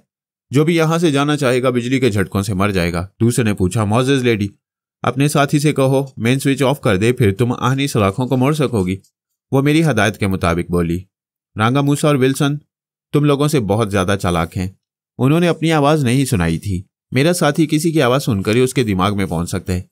एक ने कहा, हम ज्यादा बोलते रहे और मुसीबत में पड़ गए। बुजुर्गों ने सच कहा है, कम बोलने वाले मुसीबतों से महफूज रहते हैं। दूसरे ने कहा, जब मुसीबतें नाजिल हो जाती हैं तो नसीहतें याद करने से निजात नहीं मिलती, क्योंकि नसीहतों पर अमल करने का वक्त गुजर चुका होता है। तीसरे ने कहा, वो दोनों हमें यहां से निकलने नहीं देंगे। कभी ये बर्दाश्त नहीं करेंगे कि हम एक औरत के गुलाम बनकर अपनी ज़ेरे ज़मीन दुनिया का राज बाहर पहुंचा दें। चौथा पार्टनर पथरीली दीवारों को टटोलकर चोर दरवाजा तलाश कर रहा था। अचानक वो चीखने लगा। दीवार पर फैले हुए नादीदा बिजली के तारों ने उसे खींच लिया था। देखते ही देखते वो भी बेजान होकर फर्श पर गिर पड़ा। अब 3 पार्टनर रह गए थे। उनके साथ सुसाना की निजात का भी कोई रास्ता नहीं था। वह पथरीली दीवारों से टक्करें मार मार कर अपनी गैर मामूली कुव्वतों का मुजाहरा नहीं कर सकती थी। हर तरफ बिजली के तार मौत की तरह फैले हुए थे। सुसाना को अंधे कुएं के रास्ते ज़ेरे ज़मीन दुनिया में पहुंचे हुए 3 घंटे गुजर गए थे। उसके कुएं में गिरते ही पारस रूम के लिए रवाना हो गया था। उसकी अदम मौजूदगी में डमी पारस को पेरिस की रिहाइशगाह में पहुंचाया गया था ताकि दुश्मनों को उसके पेरिस छोड़ने की खबर ना हो। बहरहाल वो 2.5 घंटे में रूम के एक मुजाफाती गांव में पहुंच गया। वहां 5 पार्टनर्स का एक खूबसूरत सा रिहायशी बंगला था। मैं उस पार्टनर के दिमाग से तमाम जरूरी मालूमात हासिल कर चुका था। उसके मुताबिक पारस उस बंगले के एक बेडरूम में पहुंच गया था। वहां पलंग के सरहाने नीचे की तरफ एक ऐसी कल थी जिसे घुमाने से सरहाने की पिछली दीवार एक तरफ सिरक जाती थी। पारस उस चोर रास्ते से एक तय खाने में पहुंचा, फिर एक सुरंग में दाखिल हुआ। वह सुरंग अंदर ही अंदर ज़ेरे ज़मीन अड्डे तक ले जाती थी। वहां से गुजरते हुए अचानक एक अजनबी का सामना हुआ। वो दूसरी तरफ से आ रहा था। दोनों एक दूसरे को देखकर रुक गए। मैंने पारस से कहा, अंडरग्राउंड में फिलहाल 2 ही पार्टनर आजाद हैं। यह शख्स रांगा मूसा या विल्सन होगा। इसे बोलने पर मजबूर करो। पारस ने उसकी तरफ देखते हुए पूछा, तुम कौन हो? उसने इशारे से पूछा, तुम कौन हो? पारस ने कहा, मैं एक बंगले में चोरी की नियत से दाखिल हुआ था। वहां मुझे तय खाने का रास्ता मिल गया। मैं यहाँ खजाने की तलाश में आया हूँ। वो पारस को बातों में मसरूफ देखकर अपनी जेब की तरफ हाथ ले जा रहा था। पारस दौड़ते हुए उसके करीब पहुंच गया। वो रिवॉल्वर निकाल चुका था, मगर इसे इस्तेमाल करने से पहले ही मुंह पर घुंसा पड़ा। इसके बाद संभलने का मौका नहीं मिला। कभी पेट पर, कभी मुंह पर, जैसे हथौड़े पड़ते रहे। मार खाने वाला मजबूत, सेहतमंद और मजबूत एसाब का आदमी था, वरना पारस का पहले ही फौलादी हाथ उसे फर्श पर पहुंचा देता। उसने संभल कर जवाबी हमला करने की कई बार कोशिश की, लेकिन ऐसा लग रहा था मुकाबले पर मशीन चल पड़ी है। जवाबी हमला करने की कोशिश में इतनी मार खा चुका था कि बदन फोड़े की तरह दुखने लगा। हाथ से कब रिवॉल्वर छूट गया पता न चला। वो गुस्से में कब गालियां बकने लगा उसकी भी खबर न हुई। वो अपनी आवाज और लहजा सुना चुका था और वो विल्सन था। वो चकराकर फर्श पर गिर पड़ा था। पारस जरा पीछे हट गया। उसके रिवॉल्वर को उठाकर उसे निशाने पर रखते हुए बोला, गुस्से में तुम गालियां बकते रहे और अपनी आवाज एक टेलीपैथी जानने वाले को सुनाते रहे। वह फर्श पर पड़ा तकलीफ से करा रहा था और पारस की बात पर बेयकीनी से इनकार में सर हिला रहा था। मैं उसका सर इकरार में हिलाने लगा, फिर उसे बोलने पर मजबूर किया। वो बोलने लगा, नहीं, मैंने गालियां नहीं दी थी। मैं अपनी आवाज तुम्हारे जरिए किसी ख्याल खुआनी वाले को नहीं सुनाऊंगा। मैं गूंगा हूं, हमेशा खामोश रहूंगा। मैंने उसके दिमाग को ढील दी। वो दोनों हाथों से सर थामकर सोचने लगा, ये क्या? मैं बोलना नहीं चाहता था मगर बोल रहा था। क्या वो मेरे दिमाग में आ गया है?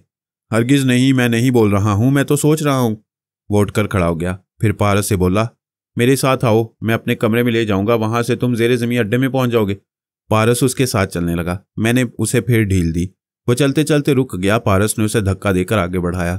वो आगे बढ़ते हुए बोला, क्या मैं अपने कमरे में तुम्हें ले जा रहा हूं? पारस ने उसके आगे रिवॉल्वर फेंक दिया। उसने सोचा लपक कर उसे उठा ले, लेकिन मैंने आगे बढ़ने पर मजबूर किया। वो जाते जाते पलटकर रिवॉल्वर को देखने लगा जो फर्श पर पड़ा हुआ था। पारस ने कहा, तुम्हारी हसरत रह जाएगी, लेकिन इसे उठा नहीं सकोगे, लिहाजा चलते रहो और बोलते रहो। तुम्हारा 7वां पार्टनर रांगा मूसा कहाँ है? मैं नहीं जानता वो कहाँ है। हम उस रोबोट औरत से बचने के लिए अपने अपने कमरे में गए थे। हम तमाम पार्टनर के बाहर जाने के लिए अलग अलग खुफिया रास्ते हैं और कोई एक दूसरे के रास्ते को नहीं जानता। पारस ने कहा, मैं 5वें पार्टनर के रास्ते से गुजर रहा था। तुम उसके रास्ते पर कैसे आ गए जबकि कोई एक दूसरे के रास्ते से वाकिफ नहीं होता? मेरी और रांगा मूसा की गहरी दोस्ती है। हमने बड़ी राजदारी से दूसरे पार्टनर्स के मुतल्लिक बहुत सी मालूमात हासिल की हैं। 5वें पार्टनर के बेडरूम में जो तिजोरी है उसमें बेशकीमत हीरे जवाहरात हैं। मैं उन्हें हासिल करने इस रास्ते पर आ गया था। मुझे मालूम होता कि तुमसे या किसी से सामना होगा तो कभी डर ना आता, मगर मैं ये बातें तुम्हें क्यों बता रहा हूँ? मैं पारस से ये कहकर चला गया कि अभी सुसाना के पास जाकर आऊँगा। वह विल्सन से बोला, तुम रुकना चाहोगे नहीं रुक सकोगे, बोलना नहीं चाहोगे बोलते रहोगे, मुझे अपने कमरे में नहीं ले जाना चाहोगे मगर ले जाओगे। तुम एक नहीं 1000 बार इनकार करके देख लो। अब मैं इनकार नहीं करूँगा। अच्छी तरह समझ गया हूँ कि मेरा दिमाग किसी दूसरे के काबू में है। मैं दुनिया के किसी भी कोने में जाऊंगा तो वो टेलीपैथी जानने वाला वहां भी मेरे दिमाग में मौजूद रहेगा। शाबाश, यही सोचते रहो। वो थोड़ी देर तक मुख्तलिफ सुरंगों में से गुजरते रहे, फिर एक दरवाजे के सामने पहुंच गए। वो विल्सन के कमरे का दरवाज़ा था। उसने मखसूस नंबरों के जरिए उसे खोला। फिर वो दोनों अंदर आए। मैंने पारस के पास आकर उसे बताया कि रांगा मूसा ने सुसाना को अपने कमरे की 4 दीवारी तक महदूद कर दिया है। जब तक मेन स्विच ऑफ नहीं होगा वो बाहर नहीं आ सकेगी। पारस ने विल्सन की गर्दन दबोचकर कहा, मुझे फौरन मेन स्विच तक पहुंचाओ, हरी अप। उसकी गर्दन पारस के हाथ में और दिमाग मेरी मुट्ठी में था, इसलिए वो हमें सीधा मेन स्विच के पास ले आया। पारस ने उसे ऑफ किया। मैंने सुसाना के पास आकर कहा, बाहर आओ। वाहनी सलाखों वाली दीवार ऊपर उठ गई थी। वो 3 पार्टनर्स के साथ बाहर आ गई। मैंने कहा, पारस ने यहाँ आकर मेन स्विच को ऑफ किया है। वो खुश होकर बोली, मेरा पारस, मेरा भाई आया है। वो एक तरफ दौड़ती हुई जाने लगी। मैंने पूछा, कहाँ जा रही हो? अपने प्यारे भाई से मिलने। वो उधर नहीं इधर से आ रहा है। पारस दूर से आता हुआ दिखाई दिया। सुसाना ने दोनों बाहें फैलाकर खुशी से गरजते हुए कहा, मेरा भैया। पारस चौंक गया। जो खुशी की हालत में गरजती हुई महसूस हुई थी वो गले लगाकर किस तरह टूटकर मोहब्बत करेगी और खुशी में किस तरह तोड़कर रख देगी, इसका अंदाजा पारस को हो गया था। वो पीछे हटकर बोला, तुम मुझे गले लगाओगी? वो आगे बढ़कर बोली, ये बाहें तुम्हारे लिए फैली हैं, आओ मेरे भाई। तुम मुझे दुश्मनों से कभी होशियार करते हो, कभी मेरी जान बचाते हो। मैं तुम्हें गले लगाकर देर तक प्यार करूंगी। मेरी बहना, मुझे मुआफ कर दो। वो पलटकर भागने लगा। वो पीछा करते हुए बोली, अरे भागते क्यों हो? ये तुम्हारी मजाक की आदत नहीं जाती। या अल्लाह, हमें इस मजाक से बचा ले जो ये करने वाली है। वो कभी उसके हाथ ना आता, लेकिन ठोकर खाकर गिर पड़ा। सुसाना सर पर पहुंच गई। उसे उठने के लिए सहारा देते हुए बोली, मेरे भाई को चोट तो नहीं लगी? वो खुद को छुड़ाकर दूर हटना चाहता था मगर उसने दोनों बाहों में दबोच लिया। मेरा भाई, मेरी जान, मैं जिब्रील से जितनी मोहब्बत करती हूँ उतना ही तुम पर एतमाद करती हूँ। जिब्रील पर तो एतमाद ही नहीं करती। तुमने मुझे भाई की मोहब्बत देखकर एक नई जिंदगी दी है। वो बोल रही थी, उसे चूम रही थी, उसे दोनों बाजू में दबोचकर खुशियों का इजहार कर रही थी। वो कराहते हुए बोला, आह, आज पता चला तोड़ने फोड़ने का नाम भी मोहब्बत है। मेरी बहना, आखिरी रस्मात के लिए मेरी हड्डियां छोड़ देना। तकरीबन 6 घंटे के बाद पता चला कि आर्मर कहीं नहीं है, अचानक गायब हो गया है। हालांकि उसके साथ सिक्योरिटी गार्ड्स होते थे। उसके साथ रहने वाले सिक्योरिटी अफसर ने रिपोर्ट दी कि वो आखिरी बार पारस से मिलने गया था और गार्ड्स को ये कहकर छुट्टी दे दी थी कि वो शाम तक बल्कि रात तक पारस के पास रहेगा। गार्ड्स वगैरह को और आर्मर को भी ये मालूम नहीं था कि पारस की रिहाइशगाह में डमी पारस है। जब सोनिया को पता चला तो उसने पारस की रिहाइशगाह में डमी को फ़ोन किया। वहाँ घंटी बजती रही, किसी ने रिसीवर नहीं उठाया। तब सोनिया ने मुझसे कहा, मेरे दिमाग में रहो, मैं तुम्हें डमी पारस की आवाज़ सुनाऊंगी। उसने बाबा साहब के इदारे में फ़ोन के जरिए रब्ता किया। वहाँ एक मुतलका शोबे के इंचार्ज से कहा, पारस की मौजूदा डमी की आवाज़ सुनाओ।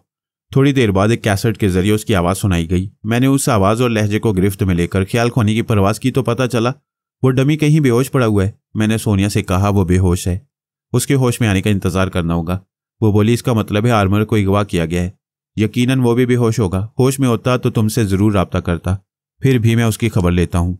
मैंने उसके दिमाग पर दस्तक दी। हमारे अंदाजे के खिलाफ वो होश में था। उसने सांस रोक ली। मैंने दूसरी बार उसके दिमाग में आकर कोड वर्ड्स अदा किए। इसके बावजूद उसने सांस रोक ली। सोनिया ने यह बातें सुनकर कहा, तुम रसवंती के लहजे में मुखातिब करो। मैंने रसवंती का ही लहजा इख्तियार किया क्योंकि उसकी दानिश्त में मैं मुर्दा हूँ और एक अजनबी की हैसियत से नाकाबिल एतमाद हूँ। ताज्जुब है, रसवंती की आवाज़ और कोड वर्ड्स सुनकर भी वो हमसे ताल्लुक तोड़ रहा है। इसमें ताज्जुब की क्या बात है? दुश्मनों ने तनवीमी अमल के जरिए उसके दिमाग को लॉक कराया होगा। इसके लिए कुछ वक्त लगता है। दुश्मनों ने पहले उसे अगवा किया, उसे हमसे दूर इस मुल्क से बाहर ले गए होंगे। इस दौरान उसे बेहोश रखा गया होगा। तवील बेहोशी दिमाग को इस हद तक कमज़ोर बना देती है कि नीम बेहोशी या नींद की हालत में उस पर तनवीमी अमल मुमकिन नहीं होता। तुम ये कहना चाहते हो कि आर्मर जानबूझकर हमसे ताल्लुक तोड़ रहे हैं? मैं यही समझता हूँ। उसे दुश्मनों ने सब्ज बाग दिखाए हैं। उसे जोजो की आज़ादी का ख्वाब दिखलाकर कोई भी बहका सकता है। तुम्हारी ये बात दिल को लगती है, लेकिन आर्मर ऐसा नादान नहीं है। वो खूब समझता है जोजो को अभी मास्को में ज़ेर इलाज रहना चाहिए। वो दिमागी ऑपरेशन करने वाले डॉक्टरों की निगरानी में रहकर ही मुकम्मल तौर पर सेहतयाब हो सकती है। जोजो को भी वहाँ से आज़ाद करा के लाना गोया उस लड़की से दुश्मनी करना है। आदमी का दिमाग फिरते देर नहीं लगती। मास्कमैन जोजो के लिए कोई भी बड़ी ऑफर देगा जिससे बहन का मुस्तकबिल आखिरी सांस तक खुशगवार और महफूज हो जाए तो वैसी पेशकश के आगे झुक जाएगा। 10 घंटे पहले आर्मर मेरे पास था। उसने बताया था कि एक तरफ पास्कल को और दूसरी तरफ जोजो को डॉक्टरों ने बेहोश किया है। ऐसे इकदाम से जाहिर है कि वो उनके दिमाग से उनकी पैदाइशी आवाज़ और लहजा ख़त्म करने वाले हैं। आइंदा जोजो और पास्कल का लहजा मुख्तलिफ होगा। इस तरह ये बात समझ में आती है कि आर्मर अपनी बहन का नया लहजा मालूम करने के लिए बेचैन होगा। उस नई आवाज़ और नए लहजे के बगैर कभी जोजो तक नहीं पहुंच सकेगा, कभी उसकी खैरियत मालूम नहीं कर सकेगा। सीधी सी बात है, वो बहन की खातिर, हमारा दोस्त था और बहन की सलामती के लिए बाबा साहब के दायरे में रहता था। अब उसकी सलामती मास्कमैन के साए में है। वो मास्को में रहकर अपनी बहन को आंखों से देखता रहेगा। हम जिस अंदाज में सोच रहे थे, इससे यही नतीजा निकलता था कि आर्मर ने मास्कमैन से समझौता कर लिया है। वो जोजो और पारस के इज़दवाजी रिश्ते को अहमियत नहीं दे सकता था। अव्वल तो शादी के बाद इज़दवाजी रिश्ता कायम नहीं हुआ। दुम यह कि जोजो पिछली सारी जिंदगी और सारे ताल्लुकात भूल चुकी थी। यूं पारस की अहमियत नहीं रही। मैंने रसवंती की आवाज़ में मास्कमैन के नायब को मुखातिब किया, फिर कहा, मैं मास्कमैन से बात करना चाहती हूँ। थोड़ी देर बाद नायब के जरिए रब्ता कायम हो गया। उसने कहा, मुबारक हो, आखिर तुमने आर्मर को अपनी गोद में बिठा ही लिया। उसने हैरानी से पूछा, मादाम ये आप क्या कह रही हैं? वही जो जानकर भी तुम अनजान बन रहे हो। क्या आर्मर तुम्हारे पास नहीं है? नहीं है। तुम आर्मर से दिमागी राब्ता करके हकीकत मालूम कर सकती हो। वो मुझे दिमाग में नहीं आने देता, सांस रोक लेता है। मादाम ये सुपर मास्टर की शरारत होगी। आर्मर को तनवीमी अमल के जरिए उसने अपना गुलाम बनाया होगा। मैंने बताया कि उसे हमसे बिछड़े हुए इतनी देर हुई है जितनी देर में तनवीमी अमल मुमकिन नहीं। लिहाजा आर्मर अपनी मर्जी से हमारा साथ छोड़ रहा है। हमें उसे या मास्कमैन से कोई शिकायत नहीं। चूंकि वो एक तवील अरसे तक हमारे साथ रह चुका है, इसलिए हम उसकी खैरियत मालूम करना चाहते हैं। मास्कमैन ने कहा, मादाम अगर वो अपनी मर्जी से आप लोगों का साथ छोड़ चुका है तो मुझे अफसोस है। अगर वो साथ छोड़कर हमारे पास आता तो मुझे बेहद खुशी होती और मैं उसे आप लोगों से छुपा कर ना रखता, क्योंकि हम या आप किसी को उसकी मर्जी के खिलाफ अपना बनाकर नहीं रख सकते। क्या तुम इस हकीकत से इनकार करोगे कि आर्मर अपनी बहन जोजो की खातिर सिर्फ तुमसे ही दोस्ती कर सकता है? वह सुपर मास्टर की झोली में नहीं जाएगा। मैं मानता हूँ, इसीलिए कहता हूँ कि आर्मर के दिमाग को तनवीमी अमल के जरिए लॉक किया गया है।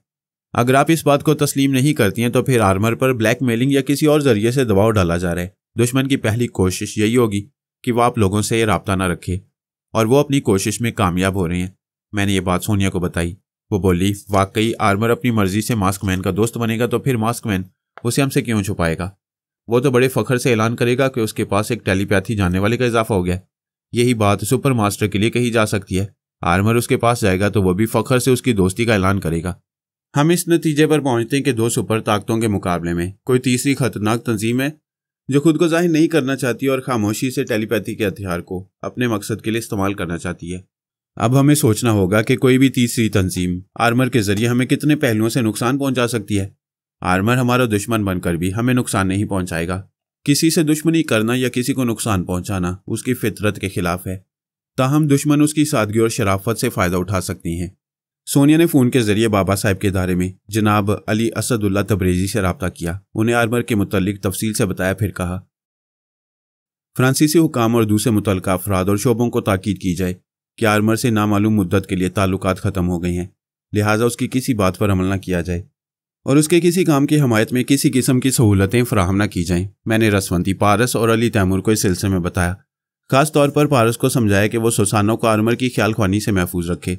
आर्मर वो कोड वर्ड्स जानता था जिनके जरिए आर्मर बनकर सुसाना से बातें करता था।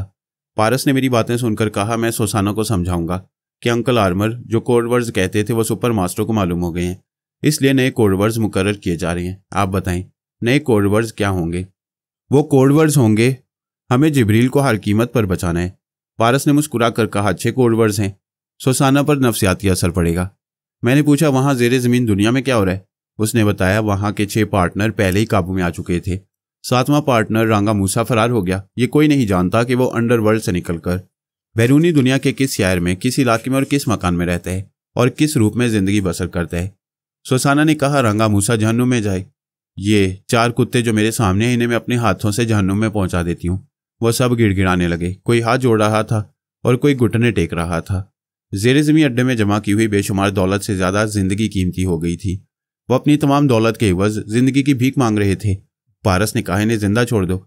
ये दिन रात इस फिक्र में मरते रहेंगे कि हमने ये ज़ेरे ज़मीन दुनिया देख ली है, अब यहाँ का राज ज़्यादा अरसे तक राज नहीं रहेगा। रांगा मूसा की कोशिश यही होगी कि ये 6 पार्टनर हराम मौत मर जाएं और तमाम खुफिया रास्ते बंद हो जाएं। सिर्फ रांगा मूसा का खुफिया रास्ता बाकी रहे, क्योंकि उस रास्ते का इल्म सिर्फ उसे है। बहरहाल हमें यहाँ से फ़ौरन निकलना चाहिए। वो सुसाना के साथ वहाँ से जाना चाहता था। उसी वक्त एक ट्रांसमीटर से इशारा मौसूल होने लगा। एक पार्टनर ने उस ट्रांसमीटर को ऑपरेट किया। दूसरी तरफ से आवाज़ आ रही थी, हेलो हेलो, मैं तुम्हारे साथ में पार्टनर का नुमाइंदा बोल रहा हूँ। इधर से कहा गया, हेलो, मैं फर्स्ट पार्टनर हूँ, रांगा मूसा से कहो वो हमसे बातें करे। नुमाइंदे ने कहा, वो तुम्हारी तरह अहमक नहीं है, किसी को अपने दिमाग में आने नहीं देगा और मेरे दिमाग में कोई आना चाहेगा तो नाकाम वापस आएगा। मैंने बोलने वाले के दिमाग में छलांग लगाई। उसने सांस रोक ली, फिर ट्रांसमीटर के जरिए कहा, उस ख्याल ख्वानी करने वाले को मायूसी हुई है, वो वापस चला गया है। मेरे बॉस का पैगाम है कि वो टेलीपैथी जानने वाला हमसे दोस्ती करे, हमारे काम आए, हम भी उसके काम आएंगे। एक पार्टनर ने पारस से कहा, रांगा से दोस्ती कर लो, वो तुम्हें इतनी दौलत देगा जितनी आज तक तुमने देखी ना होगी। पारस ने कहा, रांगा के बाप ने भी इतनी दौलत नहीं देखी होगी जितनी टेलीपैथी जानने वाले के कदमों में होती है। तुम 6 पार्टनर्स की दौलत कहाँ छुपी हुई है, ये सब तुम्हारे दिमागों से मालूम हो चुका है। बहुत जल्द रांगा का दिमाग भी अपनी तमाम दौलत हमारे आगे उगल देगा। नुमाइंदे ने कहा, दोस्ती के सामने दौलत कोई चीज़ नहीं। मैं मुअज़्ज़ज़ लेडी से और उसके साथी से दरख्वास्त करता हूँ कि वो एक बार मुझसे तन्हाई में मुलाकात करें। मुझे यकीन है कि एक ही मुलाकात में वो रांगा की दोस्ती की कदर करने लगेंगे। पारस ने पूछा, मुलाकात कहाँ होगी? जहाँ तुम पसंद करोगे। सुसाना ने कहा, पारस, इसे हमारे होटल में बुलाओ। पारस ने एक होटल का नाम और मुलाकात का वक्त बताया। नुमाइंदे ने कहा, दोस्ती की इस इब्तदा में तुम्हारा टेलीपैथी जानने वाला मेरे पास आ सकता है। मैं उसके दिमाग में पहुंचा। उसने कहा, खुश आमदीद, हम ज़रूरी बातें होटल में करेंगे। अब अपने दोनों साथियों से चुपचाप कह दो वो ज़ेरे ज़मीन अड्डे से बाहर चले जाएं। मैंने पारस और सुसाना को सोच के जरिए वहां से जाने के लिए कहा। वह नुमाइंदा ट्रांसमीटर के जरिए दूसरे पार्टनर से कह रहा था, तुम सब यहाँ रहोगे, हम इन नए दोस्तों को अंडरवर्ल्ड में पार्टनर बनाने के मामलात पर गौर फिक्र करेंगे। सुसाना और पारस वहां से जाने लगे। नुमाइंदे ने 5वें पार्टनर से कहा, तुम मुअज़्ज़ज़ दोस्तों को अंडरवर्ल्ड से बाहर छोड़ कर आओ। वो 5वां पार्टनर सुसाना और पारस के साथ जाते हुए बोला। वो सोच में नहीं सकता था कि ये उलझा हुआ मामला इतनी खुश असलूबी से सुलझ जाएगा। मिस्टर पारस, अगर आप रांगा मूसा से दोस्ती कर लेंगे तो हम तमाम पार्टनर्स जिंदा रहेंगे। रांगा को यह खौफ नहीं रहेगा कि आइंदा ज़ेरे ज़मीन दुनिया का राज बाहर जाएगा। वो सुसाना और पारस के साथ सुरंग से गुजरता हुआ अपने बंगले के तहखाने में आया। वहां से चोर दरवाजे के जरिए अपने बेडरूम में पहुंचा। फिर उनसे मुसाफिया करते हुए बोला, मैं मुअज़्ज़ज़ लेडी को तोहफे के तौर पर एक कीमती हीरा देना चाहता हूँ, लेकिन मेरी तिजोरी के नायाब हीरे जवाहरात तुम लोगों की मुट्ठी में हैं। जब सब कुछ तुम्हारा है तो मैं भला तोहफा क्या दे सकूंगा। सुसाना ने कहा, तुमने जुबान से कह दिया तो समझो मुझे तोहफा मिल गया है। वैसे हमने अब तक तुम्हारी तिजोरी को हाथ नहीं लगाया है। वो उनसे रुखसत होकर वापस तहखाने में आया। फिर सुरंग के मुख्तलिफ हिस्सों से गुजरता हुआ ज़ेरे ज़मीन अड्डे में पहुंचा तो एक जगह उसे फर्स्ट पार्टनर की लाश दिखाई दी। 2 पार्टनर पहले ही रांगा के कमरे में मर चुके थे, ये तीसरा था, यानी अब 3 रह गए थे। वो दूसरे पार्टनर को आवाज़ें देता हुआ आगे बढ़ा तो एक कॉरिडोर में 2 पार्टनर्स की लाशें नजर आईं। तब उसकी समझ में आया रांगा मूसा किसी को जिंदा नहीं छोड़ना चाहता। वो एक एक करके सबको खत्म कर चुका था, सिर्फ वही एक 5वां पार्टनर रह गया था। वो चीख कर बोला, ये क्या हो रहा है रांगा, तुम कहाँ हो? हमारी जान के दुश्मन क्यों बन गए हो? मेरे जिंदा रहने से तुम्हारा कोई नुकसान नहीं होगा। नुकसान तो उनसे होगा जो अभी बाहर गए हैं, लेकिन उस औरत का और उसके साथी का तुम कुछ नहीं बिगाड़ सकते, इसलिए उनसे दोस्ती करने पर मजबूर हो गए। तुम एक बार मुझसे दोस्ती करके देखो, मैं तुम्हारे पसीने की जगह खून बहा दूंगा। उसकी बात खत्म होते ही गोली कहीं से आई और उसके सीने में पेवस्त हो गई। वो उछलकर फर्श पर गिरा, फिर तड़प तड़प कर ठंडा पड़ गया। उसके सीने से लहू बह रहा था। उसने चंद लम्हात पहले कहा था कि वो रांगा के पसीने की जगह खून बहा देगा। जुराइम की दुनिया में दोस्ती और वफादारी कुछ नहीं होती, सिर्फ खून बहाना पड़ता है।